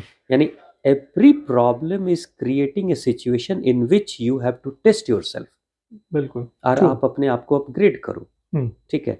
तो जीवन में बहुत सारी समस्याएं, यानी बहुत सारे प्रश्न जिंदगी ने दिए, हम्म। सबको सॉल्व करते चले करते चले करते चले। तो जब जब आपने जन्म लिया और जब आप छोड़ के जाओगे इस दुनिया को, उस बीच में आप देखोगे एक एक साधारण आत्मा आई थी, लेकिन अपग्रेडेड आत्मा जा मचा रही रही है। है। बिल्कुल। तो आपके क्लासेस बढ़े हैं, हम्म। आप अपग्रेड हुए हो। हम्म। यही जीवन का अचीवमेंट है हमारा। बिल्कुल। बिल्कुल। घटनाएं तो बहुत घटेंगी। हम्म। घटनाएं राम जी की अलग होंगी, कृष्ण की अलग होगी, हमारी अलग होगी, आपकी अलग होगी। हम्म। लेकिन उन घटनाओं के अंत में मिल क्या रहा है? हम्म। जैसे एक लड़की है, छोटी सी बालिका है, मिट्टी के तवे पे वो मिट्टी की रोटी पका रही है, हम्म। मिट्टी के गैस पे रोटी को पका भी रही है और बच्चों को परोस रही है, खाना खिला रही है, शादी ब्याह सब कुछ कर लेती है। हम्म। लेकिन उस मिट्टी का कोई अहमियत नहीं है, क्योंकि वो अंत में अपने ही खिलौने को तोड़ के रख भी वापस। देती है, बिल्कुल। वापस मिट्टी को मिट्टी में मिला देती है। हम्म। लेकिन इस प्रक्रिया से उस बच्ची ने क्या सीखा? हम्म। सच्ची की रोटी बनाना सीख लिया। हम्म। तो मिट्टी का खेल इंपॉर्टेंट नहीं है, जैसे जिंदगी की समस्याएं इंपॉर्टेंट नहीं है। जिंदगी की समस्याओं से क्या आपने सीखा, सीखा खा क्या? क्या अंत में लेके क्या जा जा रहे रहे हैं? हो? जो कहते हैं ना, खाली हाथ आए थे खाली खाली हाथ हाथ जाएंगे। जाओगे। खाली हाथ कोई नहीं जाता। हम्म। खाली हाथ कोई नहीं आता। हम्म। हर व्यक्ति अपनी उम्र भी लेकर आता है, संस्कार भी लेकर आता है और आत्मा की शक्ति भी हम्म। लेकर आता है। मुझे कहीं लगता है कि लाइफ को, जहाँ लाइफ पर्पस बात करें, वहाँ पे एक बहुत बड़ी चीज़ वो ये है कि life is also about experience. Yes. कि आप यहाँ आए, देखिए, आज हम एक यहाँ बड़े घर में बैठे हैं, या हम अ, किसी बड़ी गाड़ी में बैठे हैं, या मैं किसी जगह में काम कर रहा हूँ, लाई और ये मेरी रिलेशनशिप है, आज मैं आपके साथ बैठ के बात कर रहा हूँ। तो ये सब चीज़ें जो हैं, ये हमारा एक एक्सपीरियंस है। लाइफ, आप उस एक्सपीरियंस को अपने प्रेज़ेंट सिचुएशन में रहते हुए, क्योंकि मैं सबसे बड़ी बात एक मैं बोलना चाहूँगा कि बहुत बार मैंने ये देखा है कि एक आप कभी भी कोई क्रिकेट का मैच देखें या कोई फुटबॉल का मैच हो रहा है या कोई ऐसी कोई परफ़ॉर्मेंस हो रही है जो बहुत सारे लोग देख रहे हैं, तो बहुत सारे लोग वहाँ पे उसको मोबाइल के थ्रू देख रहे होते हैं, उसको रिकॉर्ड करने की कोशिश करते हैं। तो मुझे वो थोड़ा-सा बड़ा अजीब-सा लगता है कि आप उस चीज़ को उस टाइम तो लिव नहीं कर रहे हैं। उस प्रेज़ेंट सिचुएशन में उसको उसका जो एक्सपीरियंस है वो नहीं ले रहे हैं। आप उस चीज़ को रिकॉर्ड करने की कोशिश कर रहे हैं, शायद दुनिया को दिखाने के लिए या बाद में दिखाने के लिए। पर आपके लिए आप कभी भी उस वीडियो को खुद से बाद में देख लेंगे, आपको वो एक्सपीरियंस आएगा ही नहीं। क्योंकि जब आपका एक्सपीरियंस करने का टाइम था, आपने उस चीज़ को तो समझा ही नहीं। हुँ, क्योंकि life is not about this seeing the through the lens of this mobile.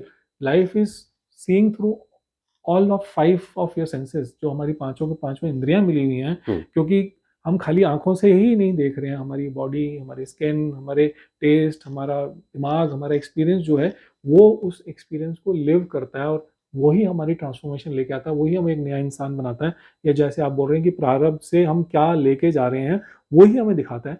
पर मुझे लग रहा है कि शायद हम दुनिया जो है अब अपनी आँखों से देखना छोड़ चुकी है और किसी दूसरी आँखों से, मतलब या मोबाइल बोलूँ या दूसरे लोगों की आँखों से देखूँ, उससे देखना शुरू कर रही है या उसी से ही देखती जा रही है और उसी को शायद एक ज़िंदगी हुँ। समझना शुरू कर रही है। इसके बारे में आप क्या बोलना चाहेंगे? बिल्कुल वही बात हो गई कि संसार इतना ज़्यादा अंदर बैठा हुआ है हुँ, कि हर डिसीज़न हम संसार के अकॉर्डिंग ले रहे हैं। हुँ, जैसे खेल के मैदान में आपने बताया, खेल के मैदान में गए हैं, बहुत मुश्किल से टिकट मिली है, हुँ। उस खेल को हम अपनी आँखों से देखना और चाह रहे शायद थे। सालों लग गए हमें देखने के लिए, हमें हाँ, वो करने के लिए। हाँ। हुँ, टीवी पे भी देख सकते थे, बिल्कुल, है ना? बिल्कुल। लेकिन फिर क्यों गए? हुँ, इतना पैसा लगा कर क्यों गए? हुँ, इतनी मुश्किलों से टिकट लेकर क्यों बैठे? जब हुँ, वहाँ बैठे, तो वहाँ बैठकर भी आप संसार को ही देख रहे हो। हुँ, आप अगर रिकॉर्ड कर रहे हैं, हुँ, आपकी जगह पे कोई और रिकॉर्ड कर रहा तो बात अलग है। हुँ, लेकिन आप भी रिकॉर्डिंग में ही लगे हैं, हुँ। इसका मतलब कि संसार मन में है ना, कि संसार को दिखाना है इसलिए जी, रिकॉर्ड करके ले बिल्कुल, जा रहा हूँ। बिल्कुल। संसार को दिखाना है। हुँ, यानी कि वहाँ बैठकर भी आप स्वयं को हुँ, उस मैच को देखने के लिए तैयार नहीं कर रहे हो। हुँ, वहाँ आप स्वयं बैठे हैं, लेकिन आपके अंदर भी संसार ही चल रहा है। हुँ, तभी आप उस तरीके का बिहेव कर रहे हैं, हुँ, है ना? हुँ, जबकि होना ये चाहिए कि आप अगर खुद के लिए गए हैं, तो आप उसको देखिए, एन्जॉय करिए, हुँ, महसूस करिए, बिल्कुल। है ना? तटस्थ होकर, हुँ, एकांत में होकर स्वयं मैं बैठा हूँ और मैं इस खेल को देख रहा हूँ, ये हुँ, सोच कर करिए। हुँ, तो उस समय आप ही अकेले होंगे। हुँ, बिल्कुल। लेकिन अगर संसार को अंदर रख के मन में और तब कोई डिसीज़न लेंगे, हुँ, तो आप डिसीज़न नहीं ले रहे हैं, संसार डिसीज़न ले रहा है। तो संसार को इतना भी ज़्यादा मत, मतलब सिंपल कहने का अर्थ ये है कि ज़रूरत पड़े तो संसार को पकड़िए, और क्या संसार को छोड़ने की स्थिति में आप हैं? हुँ, अगर छोड़ने की स्थिति में हैं, जैसे कि मुझे किसी चीज़ की लत लग गई है और मैं कहता हूँ कि नहीं, मैं अपने मन से इतना स्ट्रॉन्ग हूँ, जिस दिन चाहूँगा उस हुँ, लत को छोड़ दूँगा, हुँ, तो फिर तो आप मालिक हैं, हुँ, है ना? हुँ, जैसे एक डॉक्टर का एग्ज़ाम्पल आया कि डॉक्टर बहुत अच्छा सर्जन था हुँ, और समय देखकर जाता था ऑपरेशन थिएटर में और बता देता था मैं 20 मिनट में बाहर आ जाऊँगा, हुँ, मैं 30 मिनट में आऊँगा। जो कहता था उसके अकॉर्डिंग उतनी देर में करके आ जाता था। हुँ, बरसों के बाद हुँ, एक दिन जब वो ऑपरेशन थिएटर में गया, टाइम देख के बता के गया कि मैं इतनी देर में आऊँगा, वो नहीं लौटा। हुँ, जब नहीं लौटा तो लोगों को चिंता हुई, हो सकता है कि कॉम्प्लिकेटेड सर्जरी हो जिसके कारण से वो नहीं लौटा। हुँ, तो फिर 1 घंटे बीत गए, हुँ, 1.5 घंटे बीत गए, तब कुछ डॉक्टर अंदर गए देखने के लिए, तो वो देखते हैं कि वो तो सर्जरी उसने की नहीं, वो तो बैठा हुआ है सोफ़े पे, हुँ, है ना? सर हुँ, पकड़ के बैठा है। वो पूछे, हुँ, "क्यों भाई, क्यों बैठे हो?" हुँ, तो कैसे सर्जरी करता वो ऑपरेशन थिएटर में, मेरा बेटा ही सो रहा है, ओह! उसके ऊपर चाकू कैसे चलाऊँ, है ना? हुँ, तो आप अपनी सिचुएशन से अपने आप को अलग नहीं कर पाए। वहाँ पे पेशेंट देखना था ना, हुँ, मरीज़ देखना लेना था था। ना, लेकिन वहाँ पे भी मेरा हुँ, आ गया ना? हुँ, यानी वो बेटा बेटा अब वहाँ बेटा नहीं है, हुँ, बेटा अब यहाँ आ गया। हुँ, जबकि वहाँ पे बेटा मरीज़ होना चाहिए। हुँ, आप हर किसी को मरीज़ की दृष्टि से देख रहे हो, हुँ। पेशेंट की तो दृष्टि आप से अच्छे देख से काम कर पाओगे। कर पाओगे। हुँ, तो यहाँ जैसे ही मैं भाव अंदर आया, हुँ, वैसे ही अब वो बेटा अंदर आ गया। हुँ। बेटा जैसे ही अंदर आया, तो बाहर आप आपके हाथ काँपने लग गए। काँप गए। मैं बिल्कुल एक ऐसी ही कहानी मैंने कहीं पढ़ी कि एक इंसान एक डॉक्टर के पास गया या साइकोलॉजिस्ट के पास गया, उसने बोला कि ना मैं अपनी बीवी से बहुत परेशान हूँ। उसने बोला अच्छा क्या हो गया? बोले मेरी तो ज़िंदगी उसने ख़राब कर रखी है। तो बोला अच्छा बताइए क्या हो गया? आपकी कितने टाइम हो गया शादी किए हुए? बोले शादी किए तो मुझे 25 साल हो गए। बोल रहे क्या 25 साल से सिचुएशन ऐसी चल रही है? बोले नहीं, नहीं 10 साल तो हो गए कि वो तो स्वर्ग ही सिधार गई हैं। 10 साल हो गए हाँ, बीते हुए। हाँ। पर क्या हुआ कि वो इवेंट जो था आपकी लाइफ़ से ख़त्म भी हो चुका है। वो सिचुएशन चली गई है, पर हम उसको चिपट के हुँ, बैठे हुए हैं। और जब तक हम उस सिचुएशन को पकड़ के बैठे हुए हैं, तो हमें अभी हम उस सिचुएशन को फिर अपनी लाइफ़ के अंदर वापस ले आते हैं। हुँ, जैसे आपने इस डॉक्टर का एग्ज़ाम्पल लिया कि उसने उस सिचुएशन से अलग ही नहीं हुआ, उसको छोड़ा नहीं और उस सिचुएशन में जहाँ बेटा देखा, उस सिचुएशन में खुद आ गया, तो वहीं पे सिचुएशन खराब हो गई। ऐसा ही कोई इवेंट आपकी लाइफ़ में अगर पहले भी हुआ या आस-पास होता है, आप अपने आप को उस सिचुएशन से अलग नहीं करते हो, आप उसको अटैच कर लेते हो, वो आपके साथ चलते ही रह जाता है। इस वजह से भी शायद जो हम कर्म और किस्मत बात कर रहे हैं, आपकी किस्मत वहीं की वहीं रह जाती है। वो आपको जो उसने दिखाना चाहिए या एक्सपीरियंस होना चाहिए या आपको अचीवमेंट आना चाहिए, वो शायद कहीं पे। हुँ। एक बहुत सुंदर एग्ज़ाम्पल मुझे याद आ रहा है हुँ, कि जंगल में एक बहेलिया वो चिड़ियों को पकड़ता था और चिड़ियों को ले जाके बाज़ार में बेचता था। तो एक दिन शिकार खेलते हुए जब उसने जाल फेंके, हुँ, तो उस जाल में कबूतर एक फँस गया, हुँ, है ना? फिर दोबारा जाल फेंका तो एक बाज फँस गया, हुँ, हैं? तो अब इसको लगा कि भाई बाज जल्दी फँसता नहीं है, आज पहली बार फँसा है, हुँ, इसकी कीमत अच्छी मिलेगी तो मैं इसको भी लेकर जाऊँगा। हुँ, तो पिंजड़ा तो एक ही था, तो अब सोचा कि अब क्या करूँ, दोनों को एक साथ रख दूँगा तो बाज मार के खा लेगा। हुँ, तो उसने क्या किया कि जंगल में ही वो जब इधर-उधर ढूँढ रहा था तभी उसको एक शीशे का टुकड़ा मिला, हुँ, है ना? शीशे का टुकड़ा मिला। उसने पिंजड़े के अंदर शीशे का टुकड़ा लगा हुँ, दिया हुँ, हुँ, बीचों-बीच। एक हुँ, तरफ बाज रख दिया और हुँ, एक तरफ कबूतर को रख दिया, हुँ, ठीक है? अब रख के उसके बाद बिल्कुल पिंजड़े को टाँग के अपने डंडे में टाँगा पीछे से, आगे भी कुछ था वज़न जाल वगैरह का और पीछे लटकता हुआ पिंजड़ा था, ठीक है? लेके जाने लगा। तो जैसे ही बाज ने देखा कि कबूतर मेरे बगल में बैठा हुआ है, बस बाज ने चोंच मारना शुरू कर दिया क्योंकि उसको शिकार दिख रहा था और वो प्रयास कर रहा था कि जल्दी से इसको मार के खा लूँ, हुँ, क्योंकि बाज अक्सर शिकार कर लेते हैं हुँ, कबूतरों का। हुँ, मार रहा और ये जो बहेलिया है, बहेलिये को आवाज़ आ रही थी बार-बार कि वो जो ठोकर मार रहा था अपनी चोंच से ना, तो टक-टक की आवाज़ बहुत तेज़ी से आ रही थी कि हमला कर रहा है। लेकिन बहेलिया देख के मुस्कुराता था, हँसता था कि तुम कितना भी प्रयास कर लो, हुँ, आज तुम्हारे चंगुल में ये कबूतर नहीं फँसने वाला है। हुँ, हुँ, ठीक है? थोड़ी देर के बाद चलते-चलते वो अपने घर के पास पहुँच गया और जब पिंजरे को नीचे रखा, तो वो क्या देख रहा है, वो सोचा कि कबूतर को निकाल लूँ, बाज को भी निकाल लूँ। लेकिन जब पिंजड़ा खोलता है तो देख क्या रहा है कि शीशा तो है ही नहीं। हुँ, हुँ, हुँ, शीशा कहीं सड़क के ये नीचे गिर नीचे गिर गया, गया। नीचे गिर गया हुँ, और बाज भी बैठा है और कबूतर भी बैठा है। हुँ, ठीक है? तो हुँ, आश्चर्य हुआ, फिर वो सोचा आखिर बाज ने मारा क्यों नहीं? हुँ, तो वो पहले बहुत प्रयास कर रहा था और हुँ, कर के अंत में बाज को समझ में बात आ गई, मैं इसको मार नहीं सकता। हुँ, मैं इसका शिकार नहीं कर सकता क्योंकि मेरे और इसके बीच में कुछ है, हुँ, जो मुझे रोक रहा है। हुँ, ठीक है?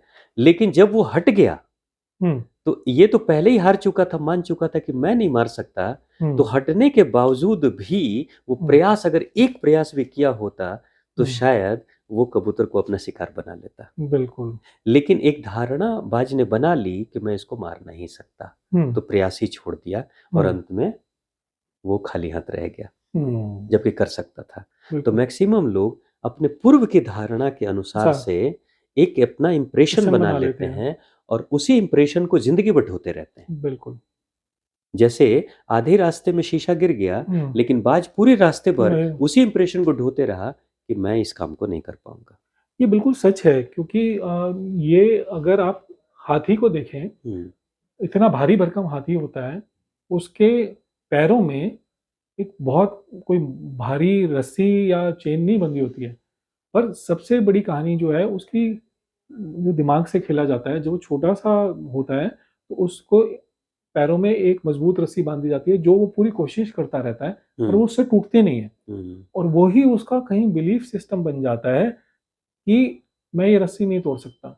और सबसे बड़ी बात ये होती है कि जब वो इतना बड़ा भारी भरकम भी हो जाता है, वो रस्सी क्या, वो पेड़ क्या, वो पूरी बिल्डिंग तोड़ के बाहर निकल जाए, पर वो वाली चेन या रस्सी नहीं तोड़ पाता है। इसी वजह से, क्योंकि उसका जो माइंड का सिस्टम है और बिलीफ है, वो बिलीफ उसका जो है ना, वो फिक्स हो जाता है कि मैं नहीं कर पाऊँगा, इतनी ताकत होने के बावजूद भी। हुँ, तो ये जो आपने कहानी बोली और जो रियलिटी है, वो बिल्कुल इतनी मैच हो रही है, और ये बिल्कुल सच है कि इसी वजह से बहुत सारे लोग जो हैं, अपने में पोटेंशियल होने के बावजूद, अपॉर्च्युनिटी सामने होने के बावजूद भी, क्योंकि उनको थोड़ा फेलियर मिल गया है, फेलियर नहीं होगा, मैं बोलूँगा लर्निंग थी, वो जिससे उन्होंने सीखा नहीं और वापस नहीं खड़े हुए, जो हम शुरू में बात कर रहे थे, उसकी वजह से वो कभी उस अपॉर्च्युनिटी को देख भी रहे होते हैं, उनको लगता है हम नहीं कर पाएँगे या ये है ही नहीं मेरे लिए। जैसे आपने उसका बोला बाज और कबूतर, कबूतर का, कि वो कभी उसको खाया ही नहीं, उसको लगा अभी भी कुछ एक अदृश्य चीज़ है। अदृश्य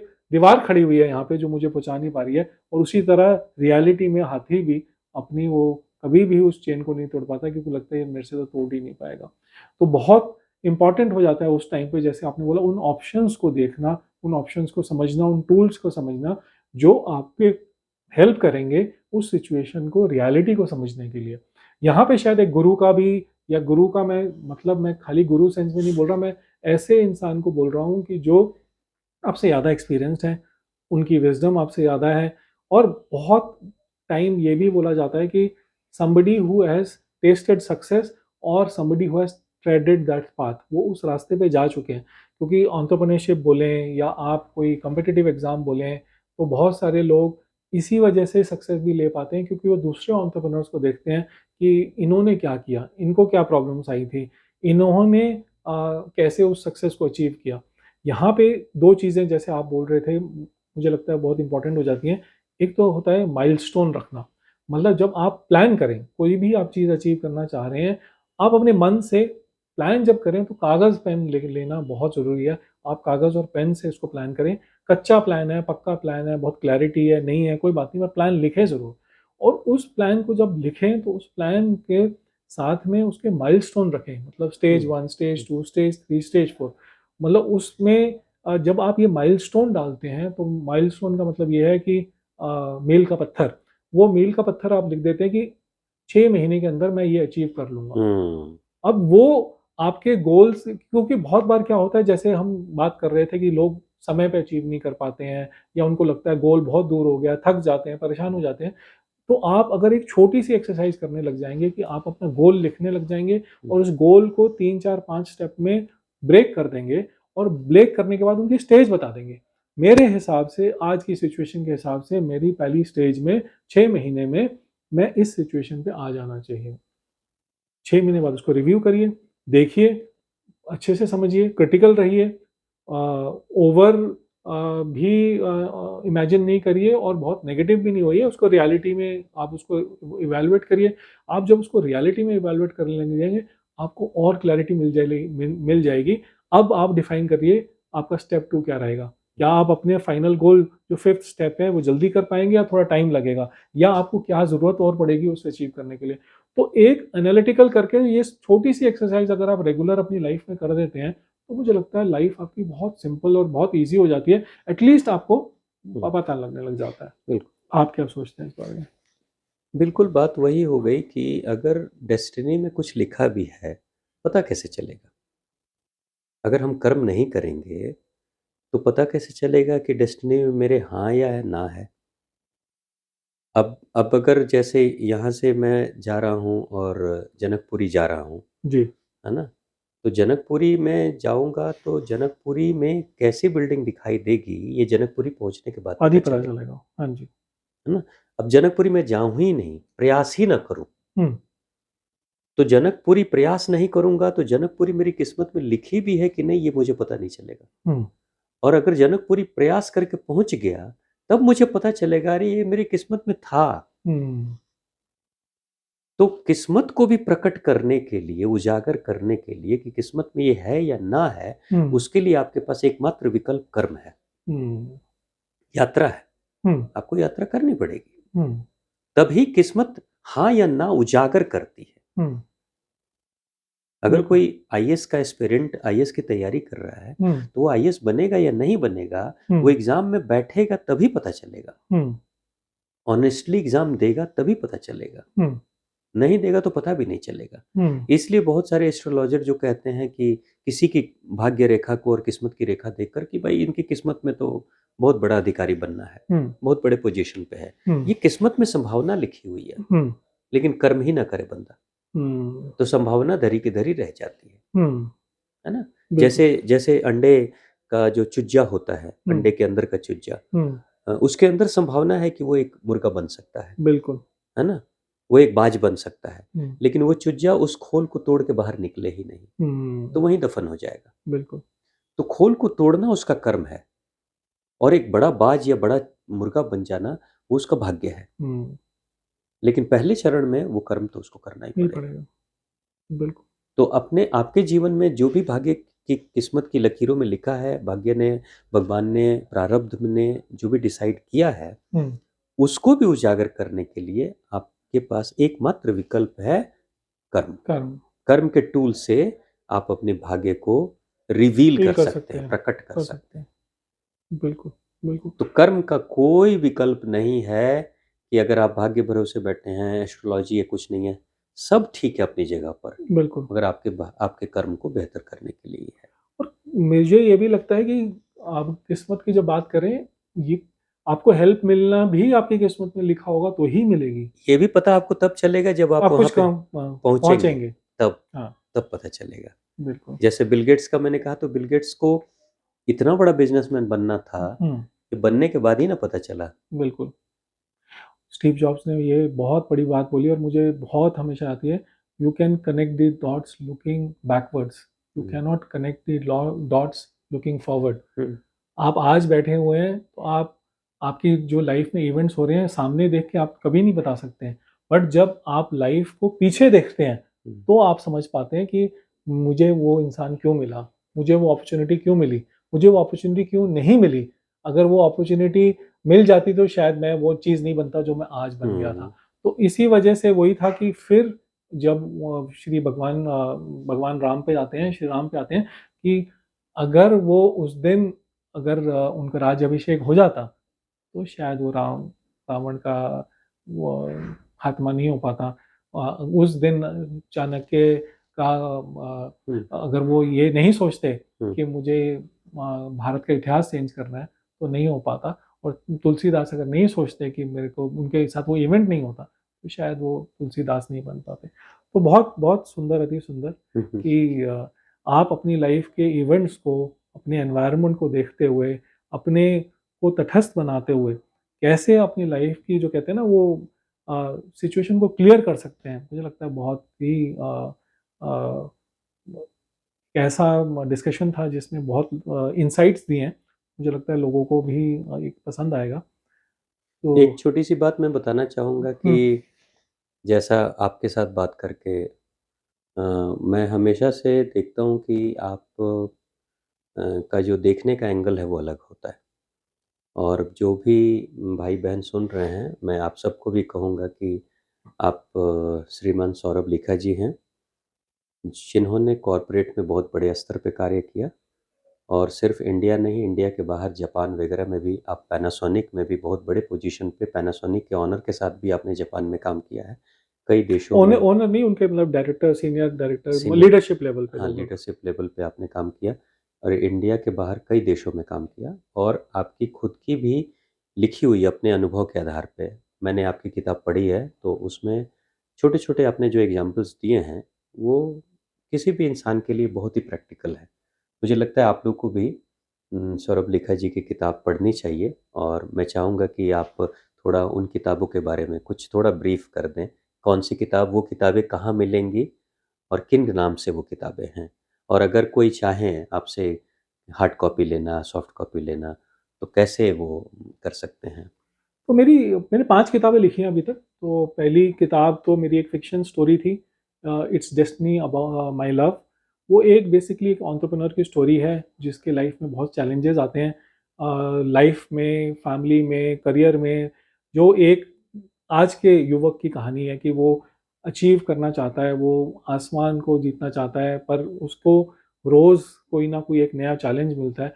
कैसे जो है उसका नाम है आदित्य, उन चैलेंजेस को ओवरकम करता हुआ उस सिचुएशन में कैसे अपनी एक ऑर्गेनाइजेशन को खड़े करता है, क्योंकि उसका एक छोटा-सा, छोटा क्या बोलूँ, उसका लगता है बचपन से उसके पास एक छोटा-सा ड्रीम था कि मेरे पास एक प्लेन हो। वो टॉय से खेलता था और वो छोटा-सा ड्रीम एक दिन ऐसा ड्रीम बन जाता है कि उसको ज़िंदगी में खुद का अपना एरोप्लेन खरीदना चाहता है। अब वो उसकी एक स्टोरी है या उसकी एक जर्नी है, एक एंटरप्रेन्योर की जैसे स्टोरी होती है, आज के युवक की जैसे स्टोरी होती है कि वो ज़िंदगी में चाहते हैं कि हम आसमान को जीत लें, हम अपना एक ऑर्गेनाइज़ेशन खड़ा करें। तो एक रियल टाइप की स्टोरी है जहाँ मुझे लोगों का फीडबैक मिला कि उनको उस स्टोरी के साथ में अपना बहुत एक रिलेशन और एक उनको बहुत इंस्पिरेशन मिलता है। तो वो मेरी पहली स्टोरी थी। सेकंड मैंने जो लिखी, when they decided to move on. When they decided to move on एक छोटे बच्चे विवान की कहानी है। ये एक आज की डेट में मैं देखता हूँ कि बहुत सारे डिवोर्सेस हो रहे हैं। डिवोर्सेस हो रहे हैं क्योंकि रिलेशनशिप में हम जल्दी चले तो जाते हैं, बट बहुत जल्दी उनसे फिर बाहर भी आ जाते हैं। कुछ पहले डिसीजंस ऐसे होते थे कि बहुत सोच समझ के, फैमिली देख के और वो किए जाते थे। आजकल ये मैं बहुत एक ट्रेंड देखता हूँ कि जितनी जल्दी रिलेशनशिप में आते हैं उतने ही रिलेशनशिप में बाहर भी आ जाते हैं। तो जो डाइवोर्सेस हो रहे हैं उसमें एक बच्चे के लेंस पे ये देखने की कोशिश की है कि when they decided to move on, कि कब एक बच्चा है विवान, उसके पेरेंट्स ये डिसाइड करते हैं कि they are now taking a divorce, और वो डाइवोर्स जो ले रहे हैं तो वो बच्चे पे डिसीजन छोड़ देते हैं कि आप माँ के साथ रहना चाहोगे या फादर के साथ रहना हुँ। चाहोगे। एक बच्चे के लेंस में कि बच्चों को क्या परेशानी आती होगी उसमें। तो एक बड़ी ही एंगेजिंग सी और मुझे लगता है हार्टफेल्ट स्टोरी है जो मैंने कही। बाकी मैंने एक एंटरप्रेन्योरशिप पे बुक लिखी है, एंटरप्रेन्योर टू मार्केट क्रिएटर। मेरी सारी और एक आपसे इंस्पायर होके मैंने हैप्पीनेस ऑल अलोंग, कि आज के ज़माने में कैसे लोग सिचुएशन को, इतने चैलेंजेस को झेलते हुए कैसे खुश रह सकते हैं, हैप्पीनेस ऑल अलोंग। तो मतलब ज़िंदगी की जर्नी को जीते हुए आप कैसे खुश रह सकते हैं, उसके बारे में कुछ छोटी-छोटी कहानियाँ, कुछ छोटे थॉट्स, मेरे क्या एक्सपीरियंसेस हैं, मैं क्या सोचता हूँ इस बारे में, वो शेयर किया। ये मेरी सारी जो बुक्स हैं ये ऑनलाइन अवेलेबल हैं, अमेज़न पे जा सकते हैं, फ्लिपकार्ट पे जा सकते हैं, आपको वहाँ पे जिन बुक्स का प्रिंट वर्ज़न है वो प्रिंट मिल जाएगा, बट ऑनलाइन वर्ज़न तो आपको सबको मिल ही जाएगा वहाँ पे, आप अमेज़न पे जाके डाउनलोड कर सकते हैं, पढ़ सकते हैं। आपकी एक बहुत अच्छी कहानी मैंने अपने प्रसंग में ज़िक्र भी किया है कभी। बहुत अच्छी लगी वो मोटिवेशनल, इंस्पिरेशनल स्टोरी कि एक व्यक्ति को कोई एक ज़मीन का टुकड़ा दे दिया गया। वो हैप्पीनेस ऑल अलोंग से है। हाँ, उसी हुँ, किताब में। जी, जी। और उस किताब में शायद ऐसा था कि ऐसा आपने लिखा है कि अ, उसको बोला गया कि यहाँ पे हरियाली होनी चाहिए, हुँ, यहाँ इस ज़मीन पे उसको बोला खुशियाँ ढूँढो। खुशियाँ ढूँढ ढूँढो। क्योंकि और खुशियाँ ढूँढने का सबसे इम्पोर्टेंट चीज़ है कि उसको बोला बोला खुशियाँ कैसे ढूँढूँ? बोला खुशियाँ बाँटो, हाँ, खुशियाँ खुशियाँ बाँटो, जब खुशियाँ बाँटोगे तो खुशियाँ मिलेंगी। अब हाँ, आप आगे हाँ। बताइए। तो उसमें थोड़ा मैं भूल रहा हूँ लेकिन हाँ, वो मैं उसको कंटिन्यू करता हूँ कि एक इंसान था, वो एक गाँव में रह रहा था और उसको ये हो रहा था कि जो ज़मीन का टुकड़ा था वो भी बर्ज जर्जर हो गया था, उसमें से उसकी फसल नहीं आ रही थी और उसका घर का पालन-पोषण ही बहुत मुश्किल हो पा रहा था। तो उ उसको अब क्या हो रहा है कि जब आप अपनी चीज़ें ही नहीं मीट कर पा रहे हैं, तो रिश्तेदार फिर रिश्तेदार नहीं रहते, दोस्त फिर दोस्त नहीं रहते हैं। तो ऐसे करते वो धीरे-धीरे वो सोसाइटी से बाहर होता गया और बहुत ही परेशान होने लगा, कुढ़-कुढ़ कर मतलब करने लगा। तो बाई चांस किसी, अब ये किस्मत थी कि उसको किसी एक बूढ़े व्यक्ति से जो विज़डम वाला था, गुरु तरह के थे, वो मिलते हैं और वो बोलते हैं कि क्या परेशान क्यों है? वो बोलता है, त बात कर लेता है, बोलता है मैं इस वज़ह से परेशान हूँ, ना फसल है, ना कुछ है, ना घर में वो है। अब घर में परेशानी रहती है, लड़ाइयाँ हो रही हैं, बच्चे खुश नहीं हैं, मैं क्या करूँ? तो जो वो बूढ़ा इंसान था, विज़डम थी, वो बोलता है जाओ खुशियाँ बाँटो। बोल रहे क्या आप बोल रहे हैं? मैं खुशी ढूँढ रहा हूँ आप मुझे बोल रहे हैं कि खुशियाँ बाँटो, तो मुझे मुझे कैसे खुशी मिल जाएगी? मतलब मैं कैसे खुशी बाँट पाऊँगा जब मेरे पास ही खुशी नहीं है? बोला नहीं, नहीं आप जाओ और खुशी बाँटो। तो बोलता है अच्छा देखो, बोलता है कुछ दिन करके देखो, तुम देखो तुम्हारी क्या चेंज आ जाएगा। तो अब वो क्या करता है कि वो बोलता है क्या करूँ, कुछ ना करूँ, और पैसे थे ही नहीं। अब बोल रहा है कैसे क्या मैं करूँ? तो वो देखता है कि घर में एक घड़ा होता है, घड़ा होता है और कुछ दूर वो देखता है ऐसी एक जगह थी कि जहाँ पे कोई जर्जर था। तो बोलता कोई बात नहीं, मैं घड़ा लेता है। देखिए कोई अब यहाँ पे होता है कि किस्मत कैसे आपको चेंज करेगी। वो घड़ा लेता है, वो घड़ा लेके रोज उस जगह पे चला जाता है, वहाँ पे हाँ, पानी पानी डाल के आ जाता है। अब पानी डाल के आता है, क्यों कर रहा है, क्या कर रहा है, पता नहीं। कई बार हम जैसे बहुत सारे डिसीजन ले लेते हैं, हमें पता भी नहीं होता है, पर उनके पीछे कुछ रहस्य छुपा होता है। तो वो उठा के डाल आता है। अब क्या होता है कि जिस जगह वो वहाँ पे था, उस जगह की हवा उसी का तरफ रुख रहता था, और बीज जो थे आसपास के पेड़ों के चीज़ों के वो उस तरफ रहते थे। पर क्योंकि पानी नहीं था, तो उस वजह से वो कभी पनप नहीं पाए। अब वो जिस तरह से वो पानी डालना शुरू वहाँ डालता रहता है, तो क्या होता है कि वो जगह जो है हरी-भरी होने लग जाती है। उसमें ज़मीन में भी बीज थे जी पहले में के। पहले की जीत है, पर क्योंकि पानी नहीं था तो मर जाते थे। हुँ, अब वो होने लगा कि जब उसने वो वहाँ पानी डालना शुरू किया तो वहाँ पे वो पेड़-पौधे बनने लगे। वो देख के पेड़-पौधे वो खुश हुआ, उसने और पानी डालना शुरू किया, तो धीरे-धीरे एक बहुत बड़ा बाग बन गया। अब वो जो बाग बन गया तो उस बाग में फिर उसने जाके लोगों को भी दिखने लगा। अब वाह! जब लोगों को दिखने लगा तो वहाँ पे बच्चे खेलने लगे, लोग आने लगे, सैर होने लगी। तो सबने बोला किया किसने? हुँ, वो उस इंसान ने किया। तो जब उस वो सोचा उस इंसान ने किया तो सबको वहाँ से कहानी चेंज हुई, उसको हेल्प मिलनी शुरू हुई। उसने एक क्या करके, अब वो आप जो बोल रहे थे ऑप्शन चेंज करके उसने उस ज़मीन की जगह वहाँ पे एक छोटी-सी दुकान बना ली, और लोगों ने आके उसकी हेल्प करके मतलब उसका उसका बिज़नेस चलने लगा, उसकी लाइफ़ चलने लगी। तो बहुत बार ये ज़िंदगी में होता है कि हम कुछ सिचुएशन को लेके बैठ जाते हैं, जैसे आपने बोला डिप्रेस हो जाते हैं, हुँ, परेशान हो जाते हैं, और हम सोचते हैं जैसे यही अंत है। जैसे हुँ, आपने वो हुँ। बाज और कबूतर की बात बताई कि यही अंत है, बट ज़िंदगी में थोड़ा-सा एक शिफ्ट करने की ज़रूरत है। एक मतलब देखिए रीस्टार्ट, रीस्टार्ट एक चेंज करने की सोचा है। सिचुएशन चाहे जो भी हो रीस्टार्ट के लिए मैं बिल्कुल, तैयार हूँ। बिल्कुल। हुँ, थोड़ा-सा अपना एंगल देखने का नज़रिया चेंज करेंगे, क्योंकि वो बोल रहे हैं मेरे को खुशियाँ नहीं है मेरे पास, मैं कैसे खुशियाँ बाँटूँ? आपने बाँटनी शुरू करा, आपको मिलना आपके शुरू हो शुरू गया। खुशी मिलने, हुँ, यही है। इसी तरह की छोटी-छोटी कहानियाँ। बहुत हाँ, बढ़िया, बहुत बढ़िया। आप लोग को कभी भी फुर्सत मिले तो आप सौरभ लिखा जी के किताबों हुँ, को आप ज़रूर पढ़ें और इन छोटी-छोटी कहानियों से आप अपने घर के बच्चों को भी ना आप ऐसे एग्ज़ाम्पल देंगे, तो उनके भी जीवन में क्योंकि कहानियों का रोल बड़ा इम्पोर्टेंट जी। है ना? कहानियाँ बदल देती हैं ज़िंदगी को। बड़े-बड़े ज्ञान की बातें नहीं बदलती, लेकिन छोटी-छोटी कहानियाँ ज़िंदगी बदलती हैं। तो बहुत अच्छा लगा, व है ना? बहुत-बहुत नमस्कार, काफ़ी आप आए, आपने इतना समय दिया, और मुझे लगता है ये डिस्कशन पता ही नहीं चला कि कब हमने शुरू करी और कब वो हो गया, और कहाँ एक छोटा-सा टॉपिक हमने शुरू किया कर्म और किस्मत का, और हम शायद अभी भी लग रहा है कि हम बहुत बात कर सकते हैं। उस समय की वो है तो उसकी मर्यादा भी है, उसका रिस्पेक्ट भी है, तो उसको करके यहाँ पे इसको अंत करते हैं, और बहुत-बहुत नमस्कार आपका, बहुत-बहुत बहुत धन्यवाद। धन्यवाद, माता शुक्रिया, रानी कल्याण करे। माता जय माता दी। जय माता दी।